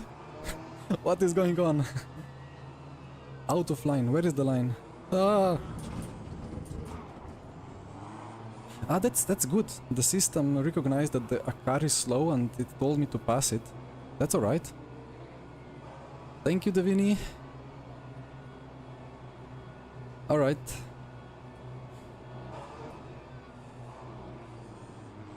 Okay. Hold 60. Where is the message?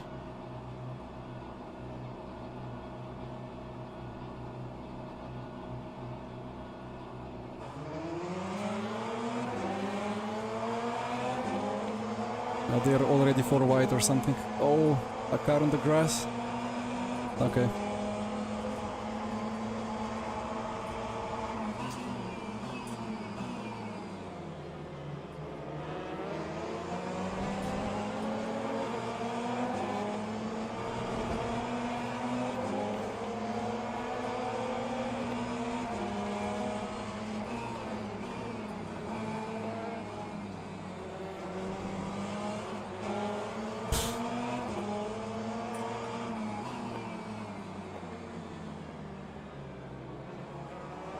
Well, I got quite unlucky with the positioning of the LMP2s. The inside was faster than outside.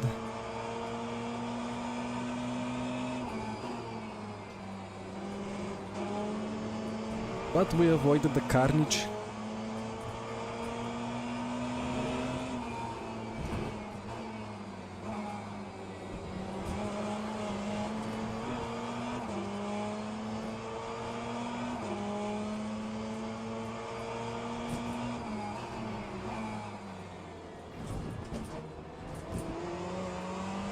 What, there was a car, like, right side of the chicane or something? I think that was the cause of the yellow. I didn't really see.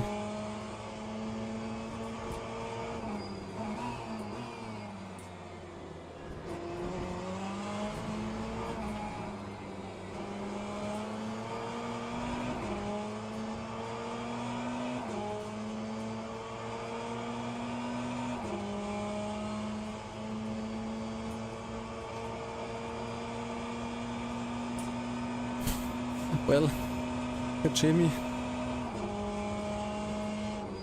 including the luck that he had with the positioning. Maybe.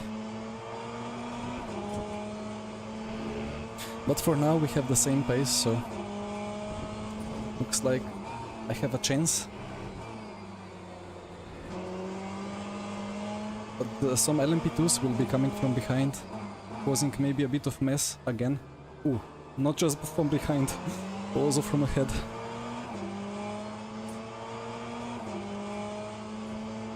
And it's again like 6 LMP2s are ahead, 4 are behind. It's so funny.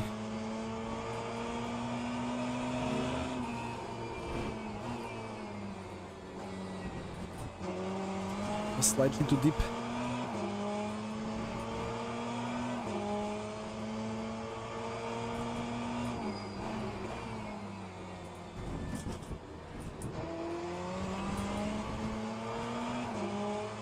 Well, that gravel offered Grigolito quite a lot of traction. That was surprising. I thought he was gonna get bogged down.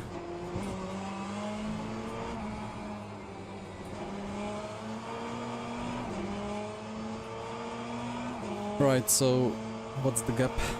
4 tenths. I think that's just slightly too far. Actually, there is nothing slightly about it. Probably would need to be within 3 tenths or 2.5.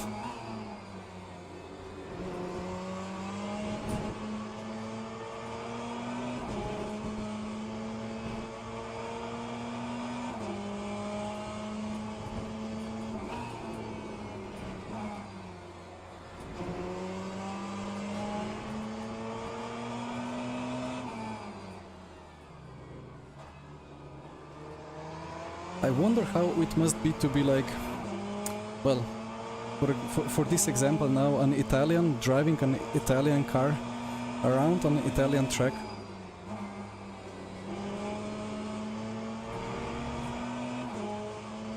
I mean, if there was a track in Slovenia and if there was a Slovenian car company,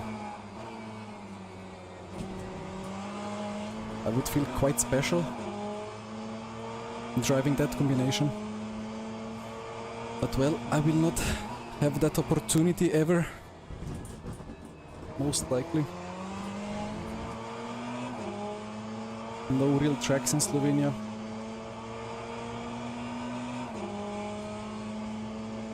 Although we have a car factory. There is a nice car factory in Slovenia that is producing Renault Clios and Twingos, I think.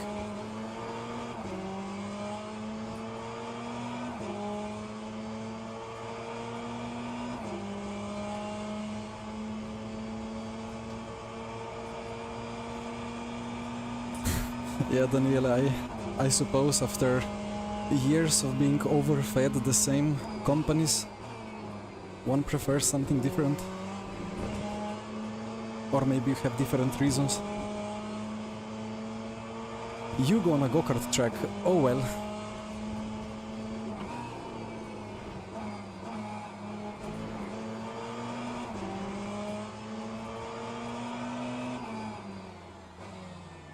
I would absolutely love to race a Yugo around a go-kart track.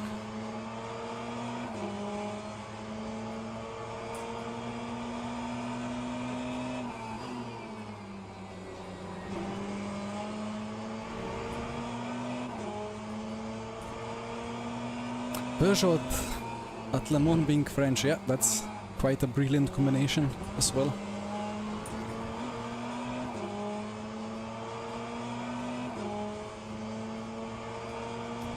Although, you know, Rimac is from Croatia. I wasn't born in Yugoslavia, but well, I missed it by 2 years or a year and a half.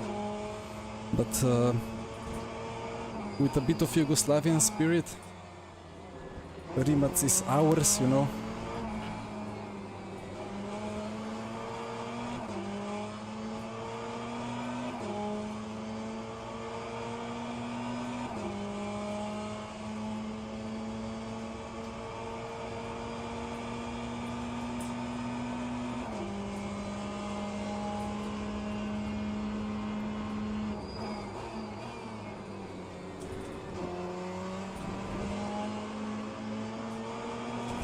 almost outbroke myself after seeing that LMP2 in the rearview mirror.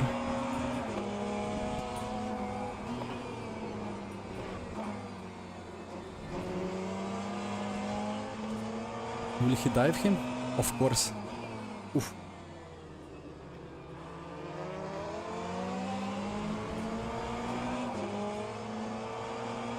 Well, Grigoletto is having to do a lot of avoiding action today.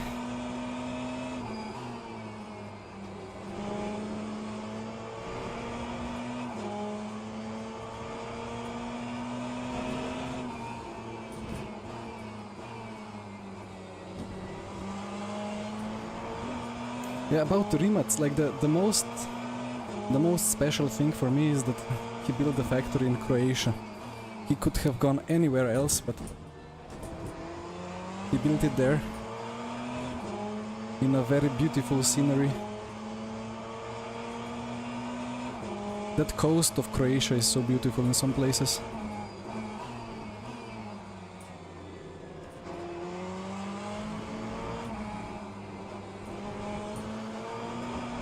Come on. That's a cut? What? Well, I was close to the limits, I suppose. Soviet bloc revival. Sounds exciting.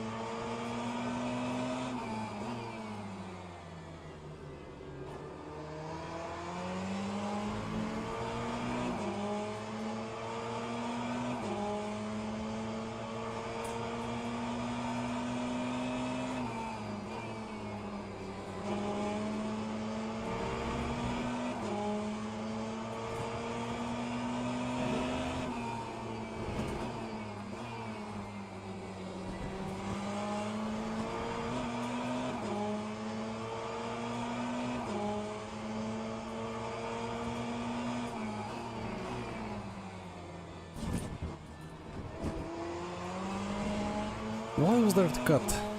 1 point. Ah, it's combined 1 point. Alright. I can live with this.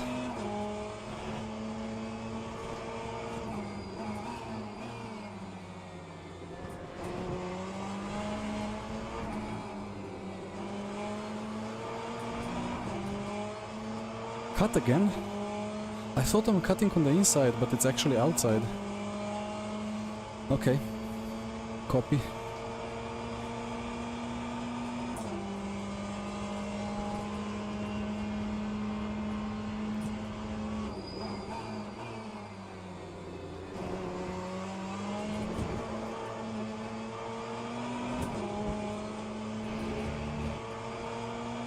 Why is this track limits now? I don't understand.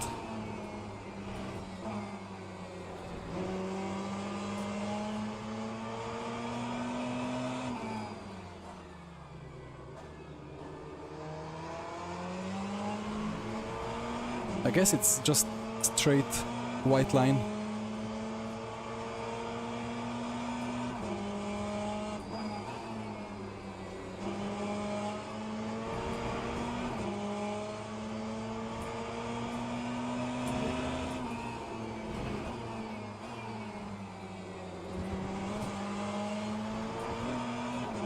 Cheating. I mean, if I got a cut and then make the move, then that would be probably gaining an unfair advantage.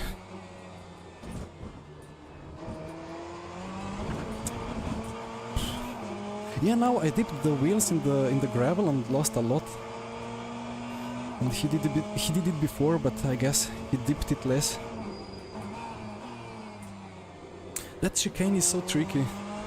Hard to see the curbs if you are following a car.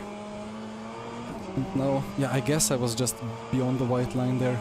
But that's just so ridiculous to have a track limits there. I mean, the track is limited very heavily by the curb. Because the dip from the top of the anti-cut curb into the gravel is, well, a very good limit.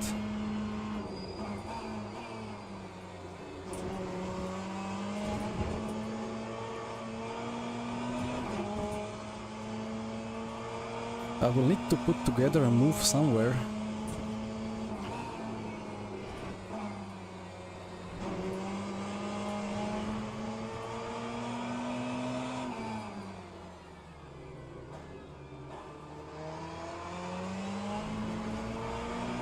I gain a lot in Sector 1, I think, and until the chicane I'm faster, but then I don't have the pace in Sector 3.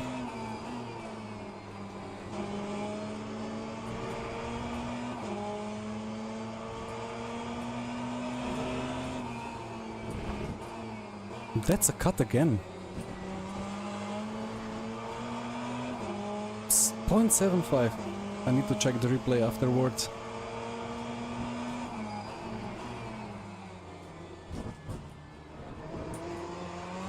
Okay, lucky chicane.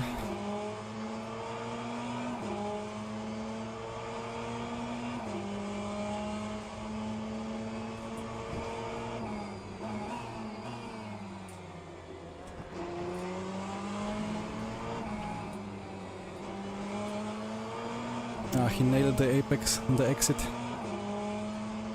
Not close enough.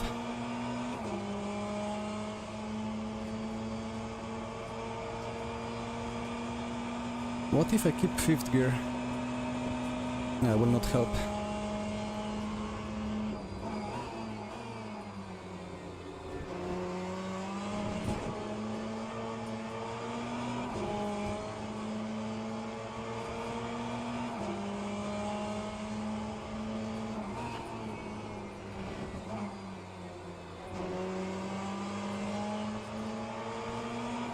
Surprise? No.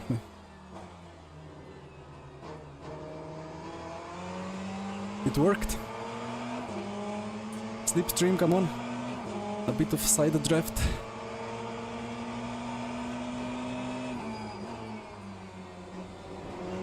I wasn't alongside enough.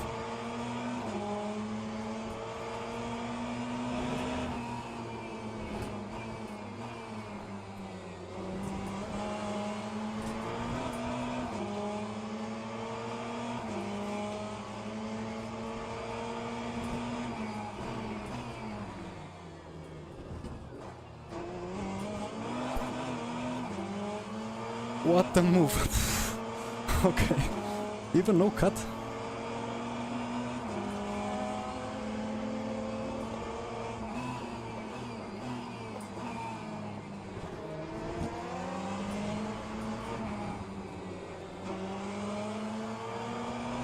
And now an impossible defense, although he didn't get a good exit. that was all I think coming just from that dummy into Tosa.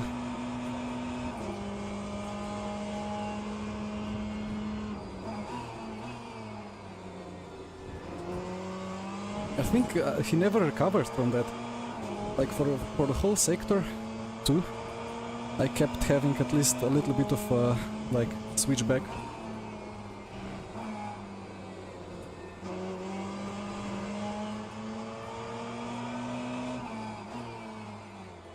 Although through Aqua Minerale it wasn't really a switchback, although he was probably just distracted. Okay, well, that's a P1. I didn't really expect to make a move out of there. Then I was in the first gear with full opposite lock. But that was a nice move.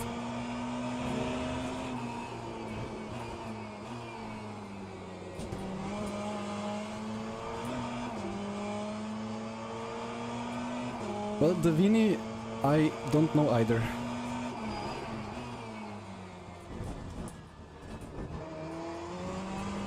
I think I was just, like, we were going so slow because we were going kind of wheel to wheel into the chicane that the mechanical grip, like the overheating wasn't that bad.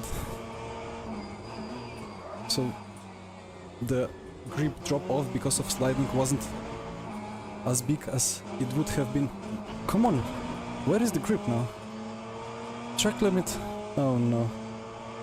Okay. I think I will defend. I will be able to stay ahead. Alright. Yeah. Well, focus. Focus, focus.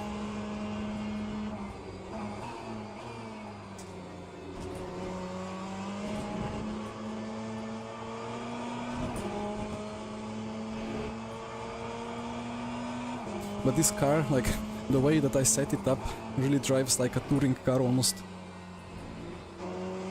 On the brakes, it's very much on the nose. And out of corners, the rear squats so much that you kind of need to V-shape the exit, otherwise it just understeers, like it did in the last corner.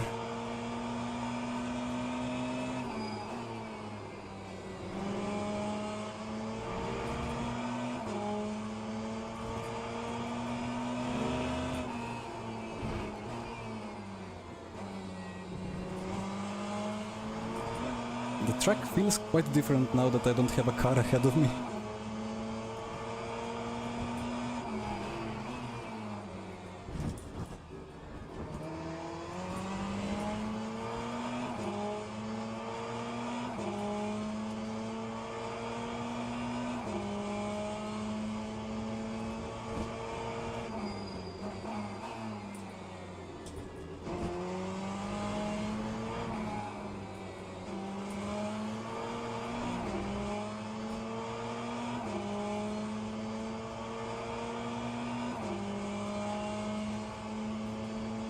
So 6 minutes. Wait, have I underfueled? Oof. Might have to do a bit of lifting. I keep forgetting that it's multiclass and then I just fuel up for GTE calculation worth of laps. Oh dear. No, it should be 4. But I was exactly 4.0 across the line. That's not optimal.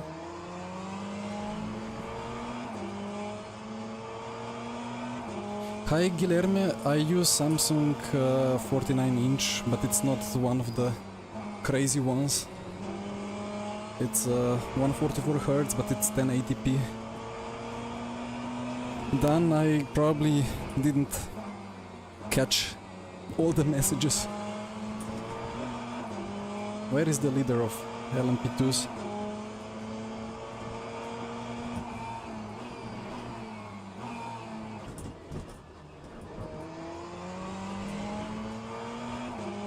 Wait, what? There were 2 cars in my proximity. Then I focused on 2 apexes, checked the mirror again, and the cars were gone.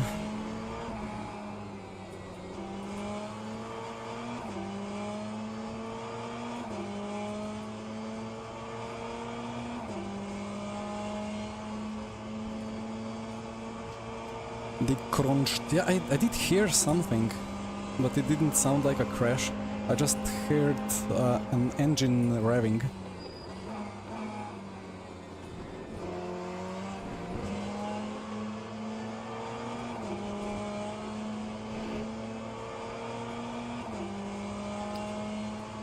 Where is my... Where? I can actually find the track map somewhere.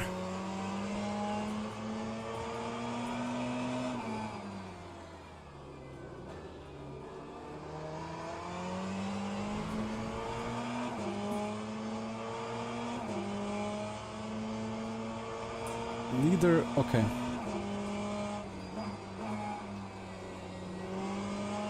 Yeah, leader will not catch me.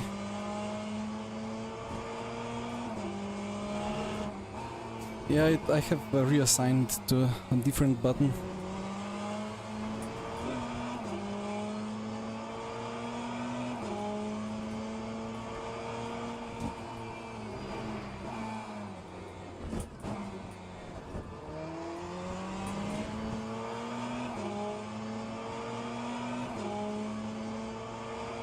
No, but it will be 2 more laps after this. It cannot be 3. I think I'm safe.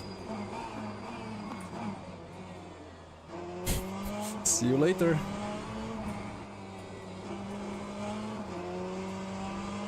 Yeah, because the leader of the LMP2s... Where is he now? Probably in Acqua Minerale. He will cross the line and he will have to do 2 more laps, and I'm behind him, so I will have to do 2 more laps as well. We are safe, we are safe.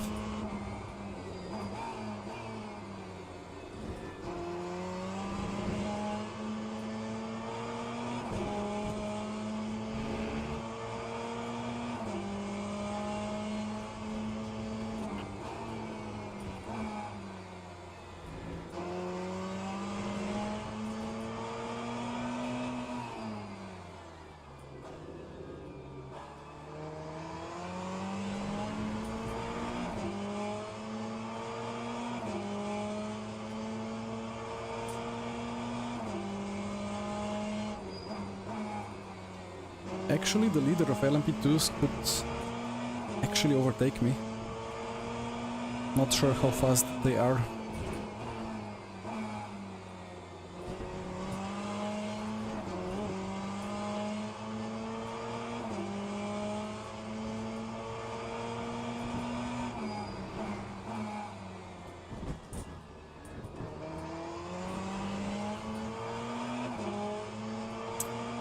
Davin, you mean these LEDs here? This is Grid Browse from Grid Engineering. Well, I got them in my mailbox because I won them in a race. Not even sure how much they cost. What's going on there? A slow Ferrari. So we're crossing the line now and engineer says 1 lap to go.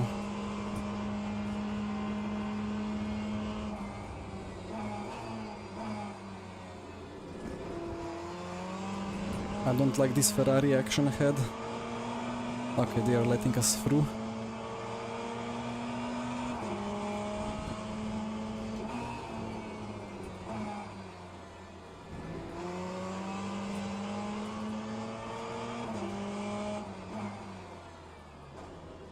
Wait, why is...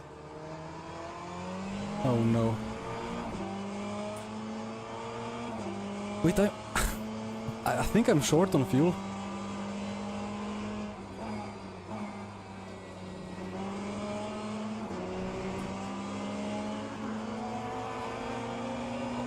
I don't know what happened.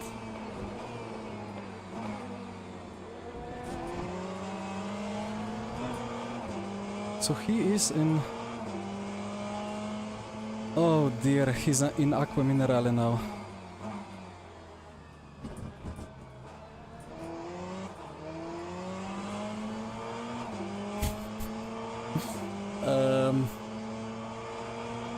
Is there a way to cheekily park the car?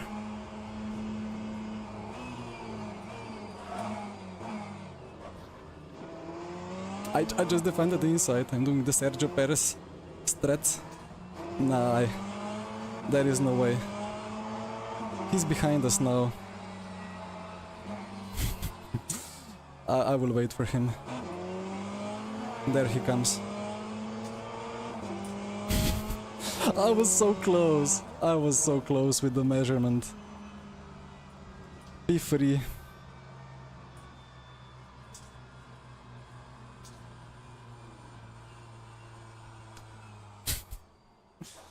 Oh no.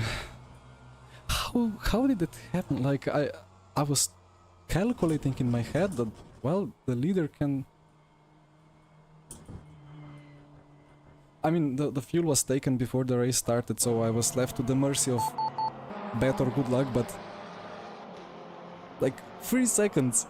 And he would have caught us and I would be lucky, but I was unlucky. Anyway. It could have been much worse. It could have been much worse. No, and I agree, it was a very, very cheeky or silly move there. Ay. I have no idea where the next race is.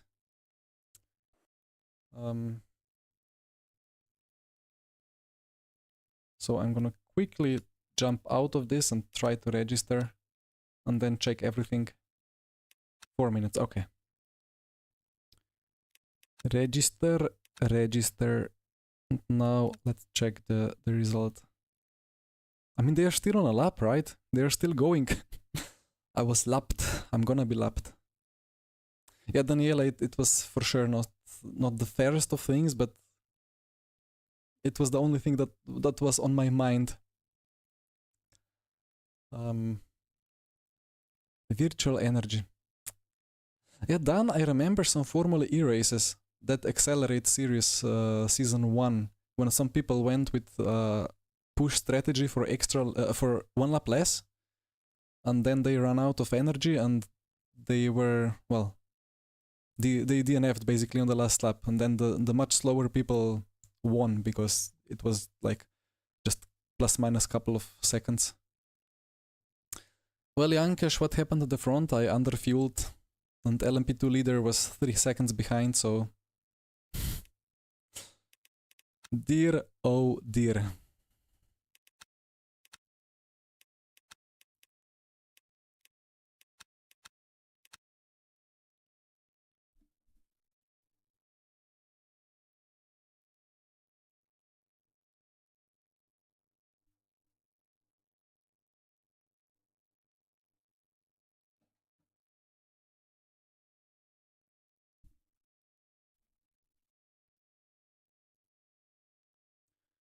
$27.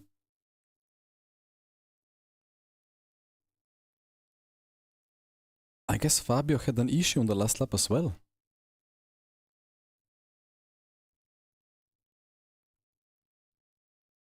Yeah, there must have been a problem there. Yeah, Jankas, I took 38, yes. Hi, Matteo. GG. Why another lap? Well, because you were too fast and we were too fast and the LMP2 didn't catch us, so... Ah, you lost it at Rivazza. Well, that's... Wait, Rivazza is the last 2 corners, right?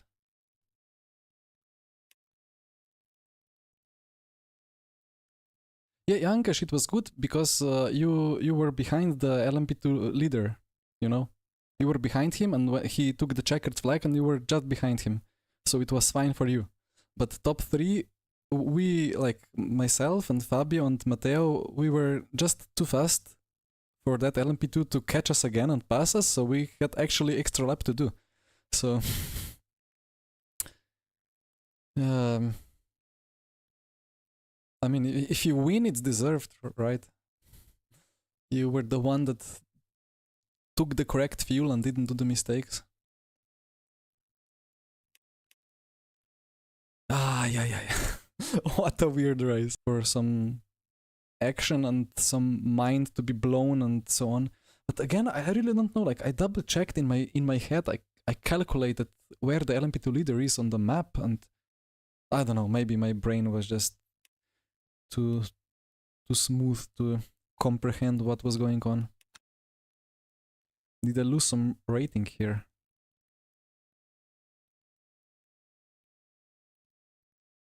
I gained even more than in the previous race. Nice.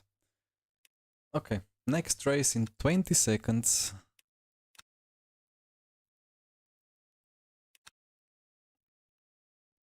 I kind of forgot how to drive the LMP2s already. But well, last one. Gonna be fun. Going to be weird driving the LMP2 after the whole evening in the GTs. Well, Fabio's safety rating is a scam. You can crash into everything and still gain SR. And hyperdrives, I forgot to answer about the virtual energy. That has to be... The question needs to be directed to the... I don't know, to the ACO or like to the FAA, the guys who decided to use that virtual energy rules, because it... I don't know. It is just weird. I mean, you don't need hybrid, you know? You don't need hybrid for virtual energy. It's not related to hybrid, it's just related to efficiency.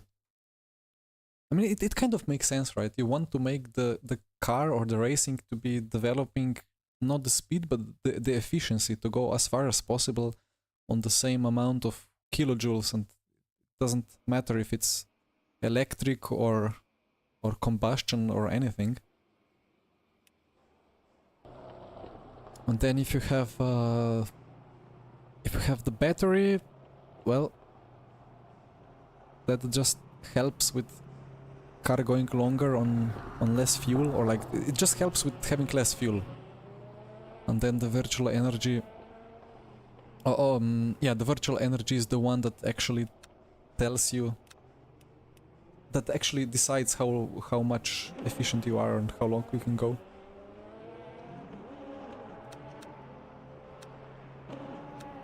bit less fuel.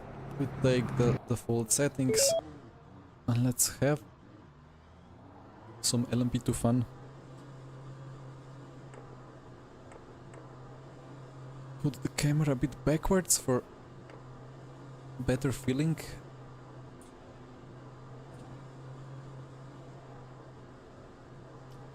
Well done, I don't know. SR gains to me always felt like way too easy.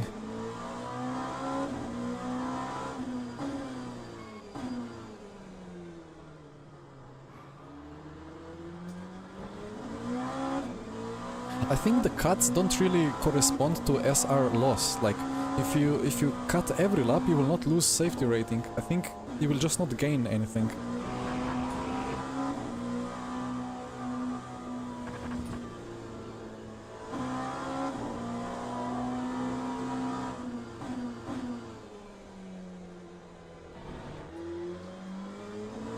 Or maybe I'm less inclined to crash compared to an average LMU driver, and that's why it feels like. But I don't know. I'm having some contacts, you know, when racing wheel to wheel. Usually it's not a big crash, but just a bit of paint trading.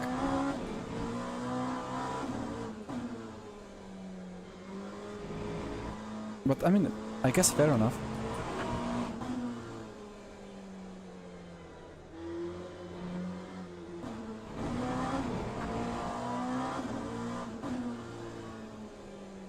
I have no idea what this car wants from me. But well, that was the practice. Good fun. How long is the quali? 6 minutes quali. I don't know, 15 liters, let's go.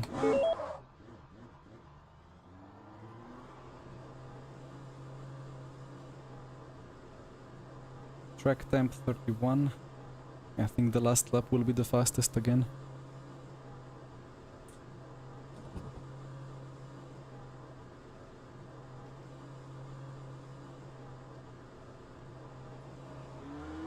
I mean, I guess if you want to have many people in advanced series... where is my brakes? If you have many people, if you want to have many people in advance, then you probably mustn't make SR gain harder. But I thought that having hypercars solely in advance was quite a nice idea, you know.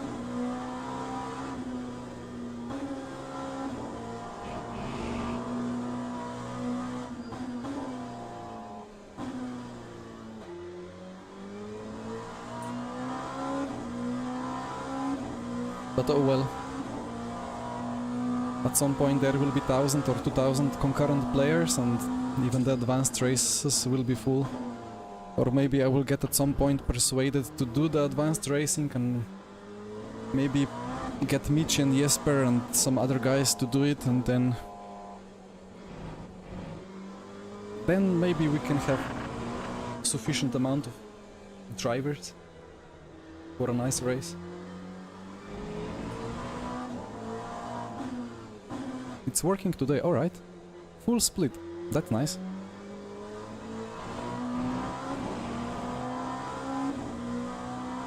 I think it would be really good if you could display amount of registered drivers on the sign up, like before you click on a certain series. Like in iRacing, where you see like there is 30 or 80 or whatever amount of people registered.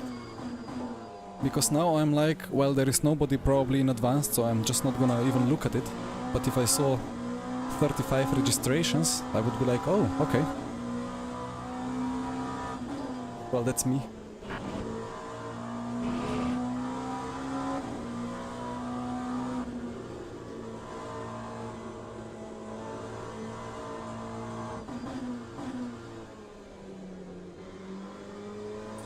I've got to say this is the least understeery LMP2 setup that I have ever driven around LMP2. Although maybe it feels like that because I've just driven GTEs before.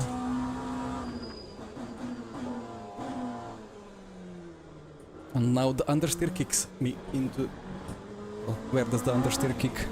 At the front, I guess. Oh, but the rotation is really nice.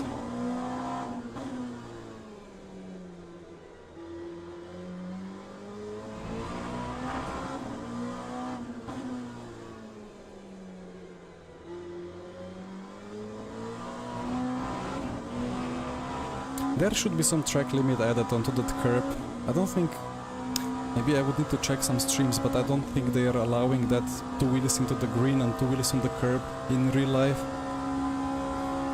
Okay, purple, green, purple.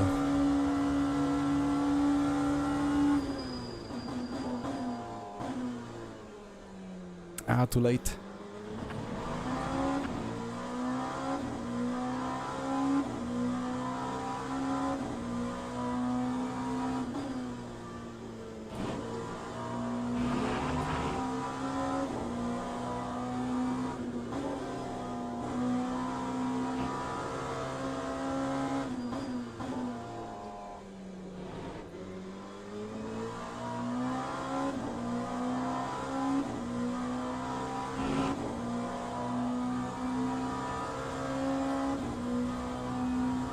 If I have too huge of an advantage in pace, I need to think of a challenge. Maybe I could try racing on hards. Oh, wait, there is no hards. It's only mediums. And I will not try the wets.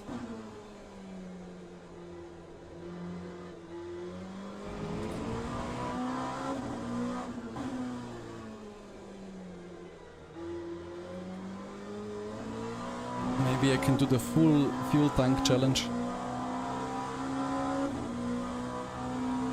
Back to front, probably not doable. Too short of a race distance.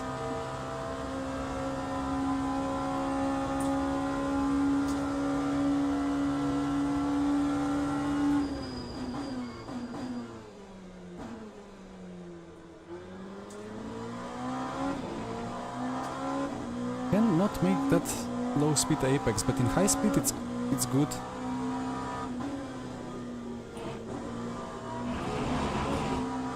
Well, suddenly it's not anymore.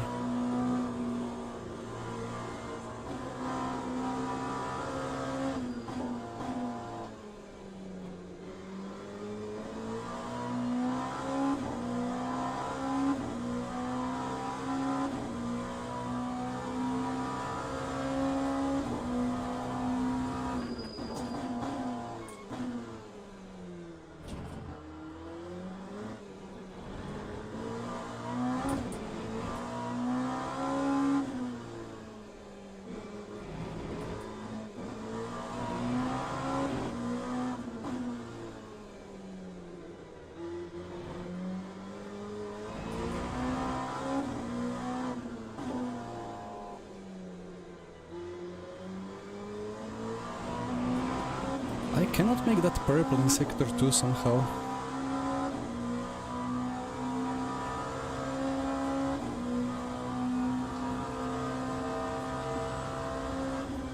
Right. How much are others improving? Oh, nice smoke out of nothing. Nice feature. Right, well, I have some pace advantage. Thank you, Dan. Much appreciated. Wait, how much of fuel tank this has? 63. How much of a challenge would that give me? It's like 15 extra kilograms, that's maybe 3/10. Well, maybe let's do the full fuel tank challenge. Nothing else I can do. 23. Can I do last to first in 20 minutes? I think these guys are too fast. I would just like maybe be P6. I'm gonna be dived heavily into turn 1 anyway. And thank you for the sub. Much appreciated. And thank you guys for all the likes and all the good stuff like that. Ah, people are still on the laps. Ah, it's moving now.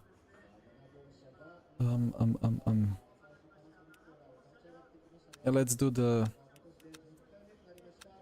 I can't be bothered calculating the fuel challenge, so full tank and we are set.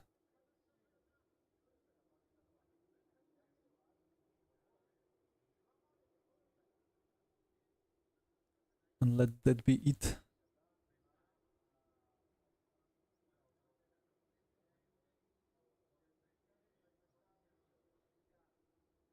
I just realized that this leaderboard is not well visible. Maybe like this is better. But now it's maybe too small because it moves further away from the camera. Anyway.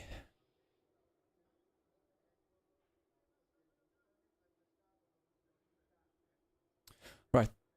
Half a minute and then we're off to be destroyed in turn 1. Interesting that the pole position is on the inside always. Why am I so confused about that?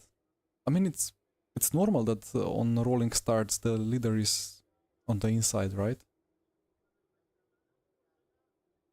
I don't know. Either way, pit limiter on. Let's warm some brakes.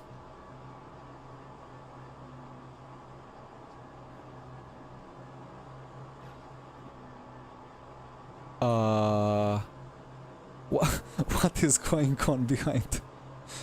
That's 2 cars going off. Oh dear.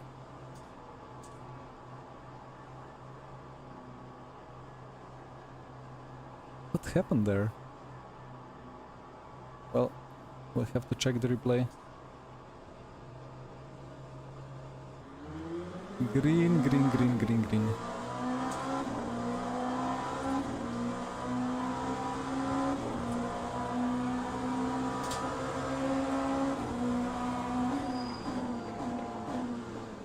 He will not make the apex. How did... Wow. I thought I was braking quite late already.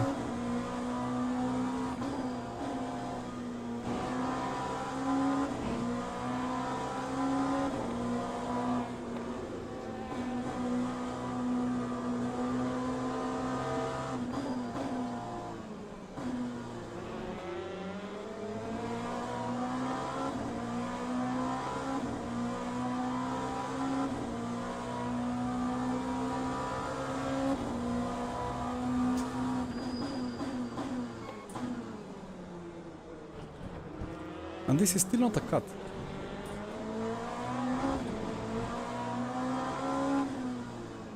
There is a lot to be improved there.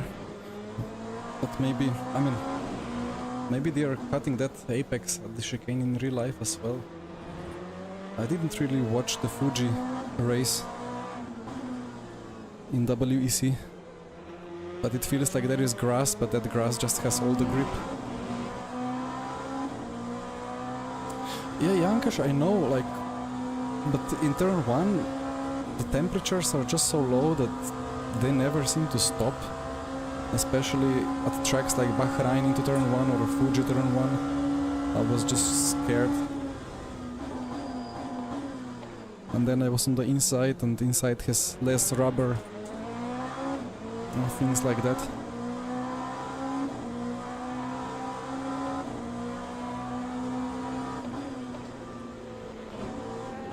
Well, he risked. I didn't risk, and it paid off for him.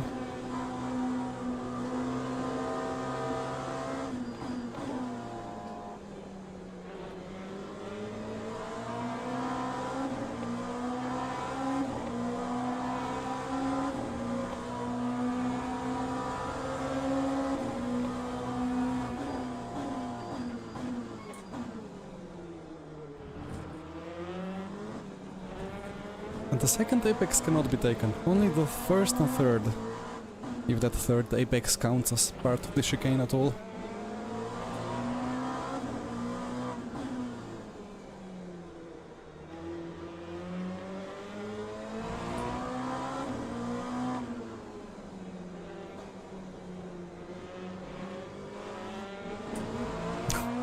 both went understeering.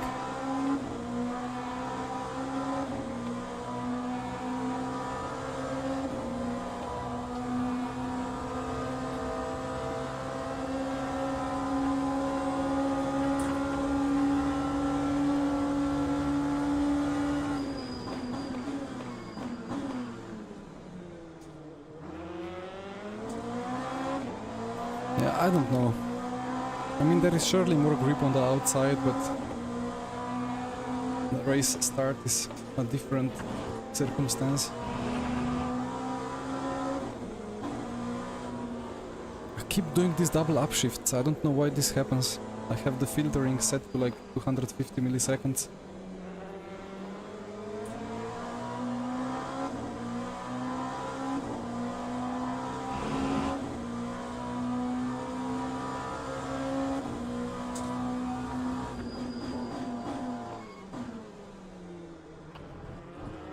Yeah, that red grass is not really grass, it's more like just tarmac.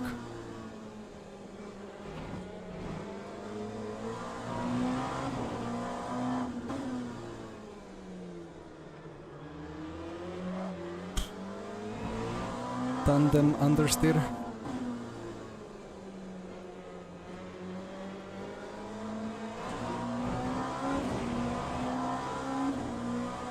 Yeah, now I remember. The reason why that cut warning system disappeared was that I changed that line in the JSON file, and I thought that I would remove the chat, because it was like race notifications or something. But looks like the race notifications doesn't mean chat, but the cut warning. Not just in the race session, but in all sessions.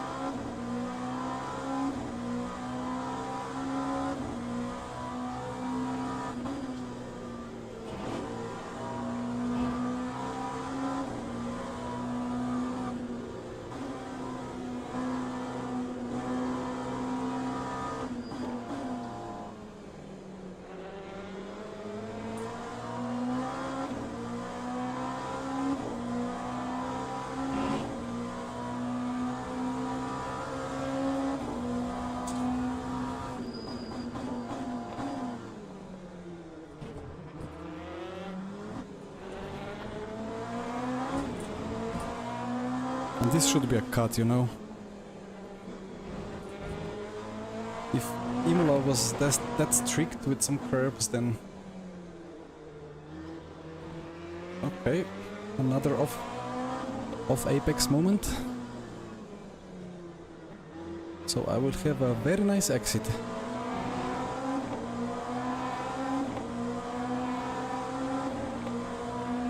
I have a PTSD from watching a video from a Fuji move when somebody tried to go on the right side to make an overtake, but then the pit opening closed and he crashed monumentally.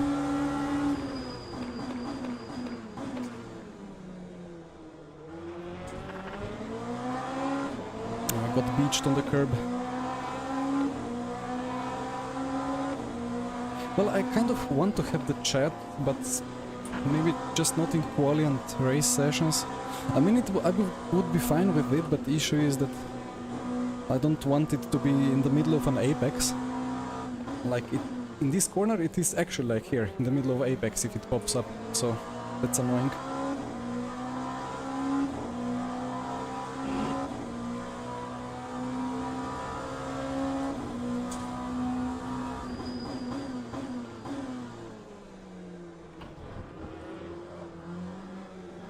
There's nothing grassy about that red tarmac. Grips like crazy.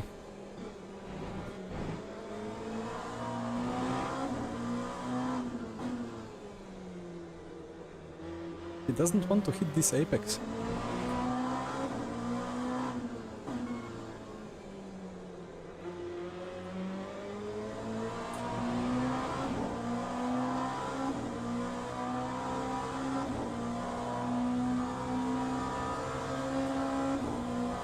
Well, Max, great question, although LMP2 slipstream is very, very small.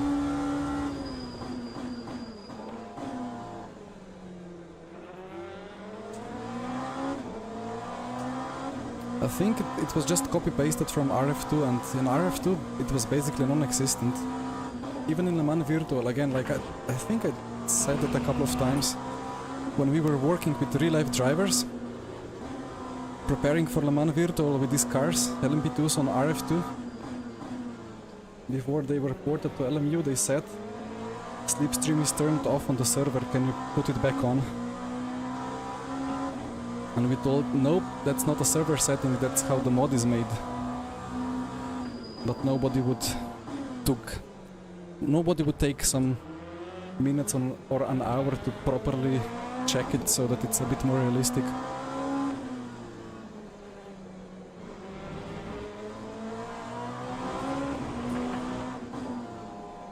So we were racing these cars around Le Mans, and it was basically impossible to overtake unless you were like 2/10 behind going onto Mulsanne. And it's same problem still here in LMU. So like now I'm here 2/10 exactly. There is slipstream, but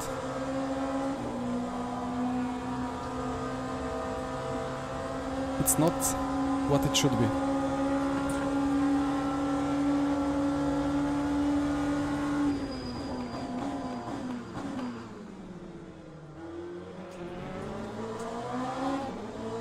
That curb on the apex is just so, I don't know,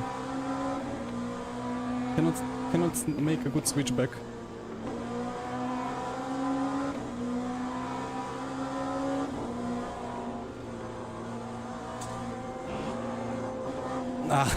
What am I doing? I tried this move a couple of times, and I think I just need to learn the geometry of that corner. It feels like it opens up a lot on the exit, but it actually doesn't really. And then I keep doing that weird, well, grass and off-track thing.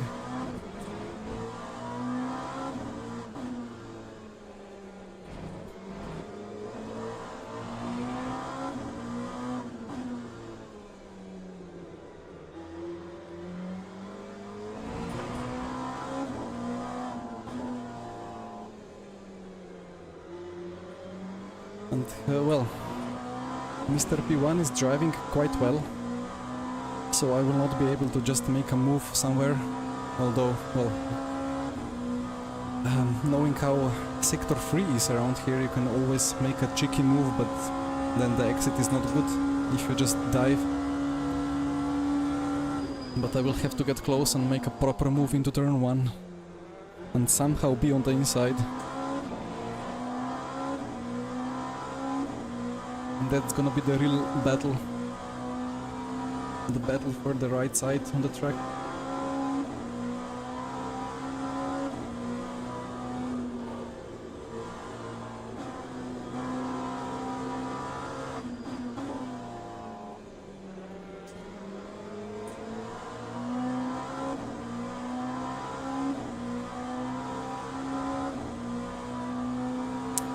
About ultra-wide HUD, Andy, I don't like how far apart things are then. Also for the streaming I could not make it be good enough on OBS. It would be great if... nice bubble ahead. It would be great if these items were all rescalable or movable, like they are on iRacing.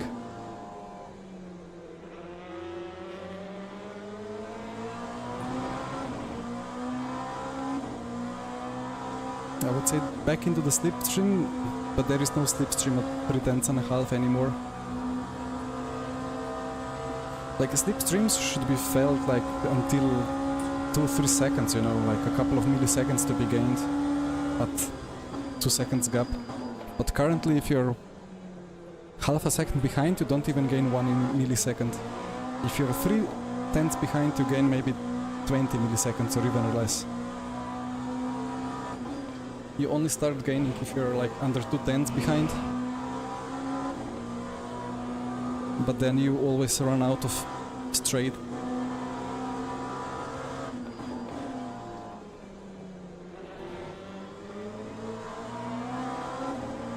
that was a good exit.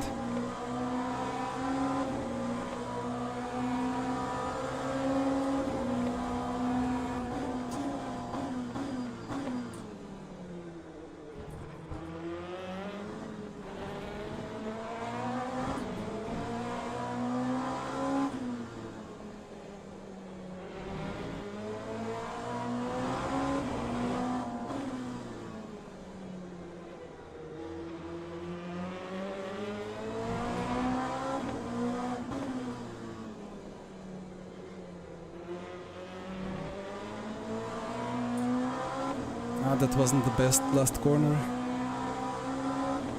but okay. I'm farther behind than I was the last time.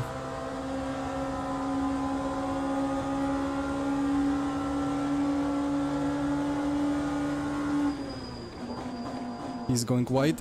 Nope. Ay, oh, poor man. Good defense still. He did a solid race till now. He did what I did at Portimao with the Aston. Was it Porsche? No, it was with Porsche. It's always front limited until one lap. It's randomly rear limited because you're on a bit of a different line.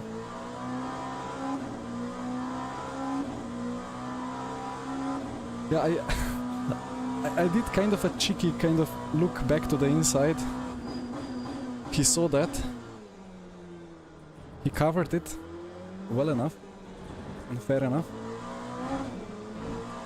But then suddenly the balance of the car was marginally different, and then the rears were more on the edge.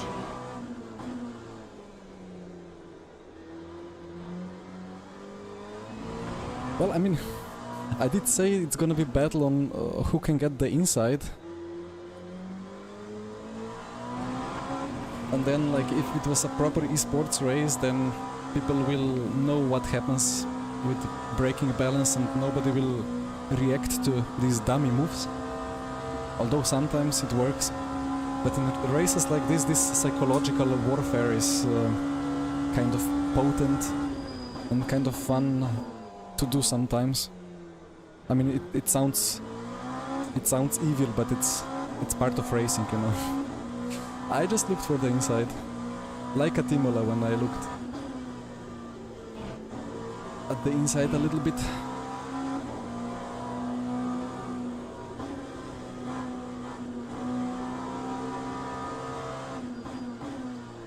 But oh well, 4 minutes of cruising to go, so I guess it's time for me to say thank you all for watching, because I know how the YouTube works, and if there is not much action, people keep going away. So I mean, not saying that's wrong. I do the same when watching others stream, but just wanting to say thank you for watching, for the chatting if you're gonna leave. Thank you for the likes and the subs. But if you stay, we will see together how much of percentage we gain on the DR. I'm gonna say I'm gonna gain plus 1.1% on the DR. Let's see if I'm correct or not.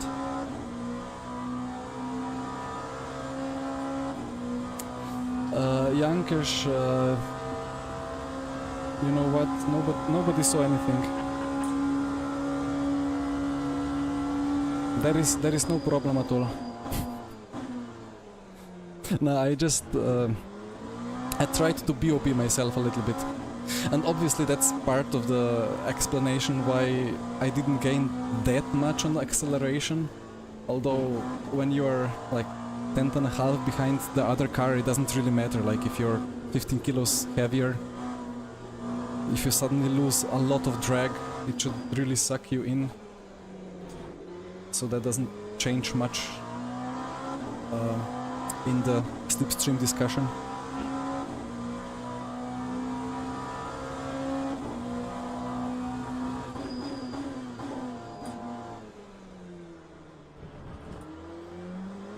Well, Andy, what should I say? If you make LMP2s as part of the IMSA pack and then have IMSA races, then people will probably race more again. Perhaps.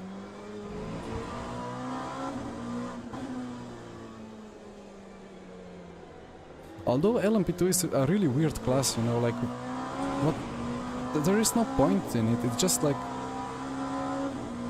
it's just for racing. I mean, when you race GT3s and GTEs, it's like obvious marketing and everything for the factories, for the manufacturers who have their cars racing around. But the LMP2s is just, well, I want to race a fast car. Let's make a class out of that car. There you go, LMP2. Drive quick. Put some sponsors on there. And that's it. Just old technology. Fairly good aero, some proven engine that works. No development, just race. Which is fair enough, but it lacks a certain aspect of the development of the racing cars.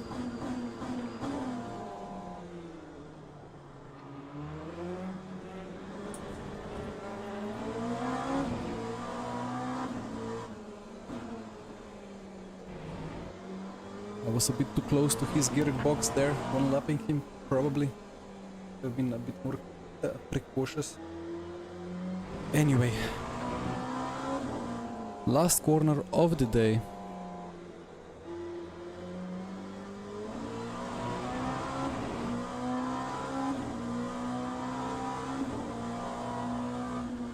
And if I'm too fast, I will reduce my speed a little bit. And across the line. Okay. It's always a bit hectic because I don't know which line exactly is the finish line. I think I was right, but there is so many lines, and then I don't know, like, P2 was quite close already. But it worked out. So what happened there at the start?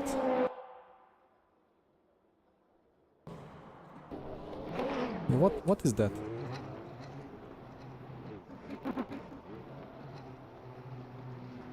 What?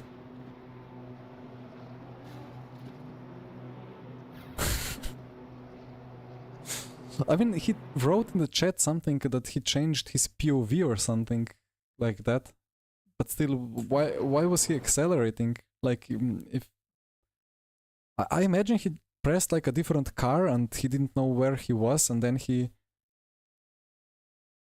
I mean, if I do that, then I will, in panic, just slowly brake the car and kind of move over a little bit, but he went onto the power and... Oh no.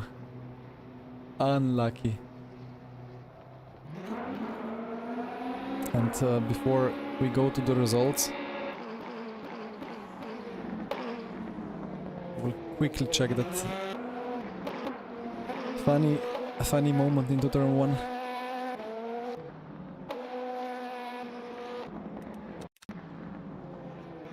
So,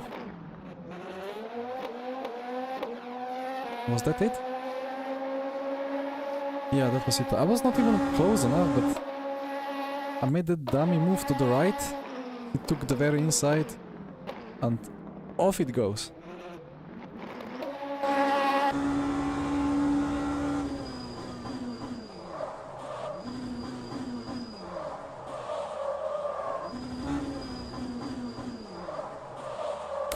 Pain, but oh well.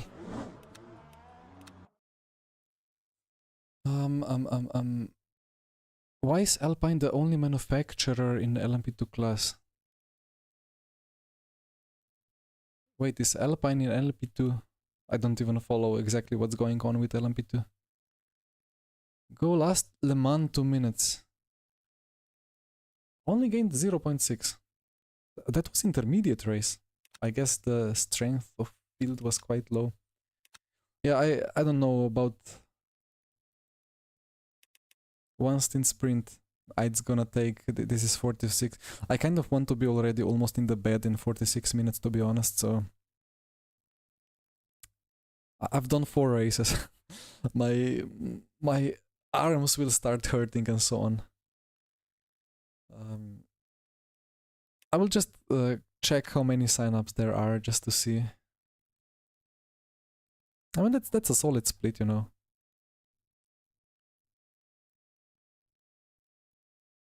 They will have fun. Surely there is some streamer in there anyway. But I mean, it would be nice to do it, but it will be too much of racing. So anyway, I suppose thank you again for watching. Music back on. If you guys will not hate me, on Thursday I will do another iRacing stream. And then on Sunday we will have this beautiful weekly 2 hours of Le Mans. This will be nice. On Sunday.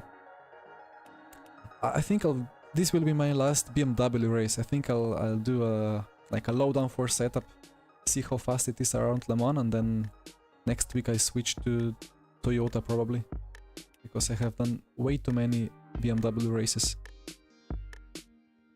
Andy, sorry, next time maybe. But good to see that it's working with the grid sizes. I'm missing a little bit of this daily hypercar action now. Although then I suppose we get more of the entries also for the weekly races in the hypercar class. Either way, that's it for today, guys. Thank you for watching, for comments, for all the good stuff that makes YouTube happy with me. Much appreciated for all the discussions. More DR in advanced. I'm gonna lose the DR anyway because the PC will crash, so anyway. Off to finally a hot shower because the boiler is fixed. Good night, see you next time.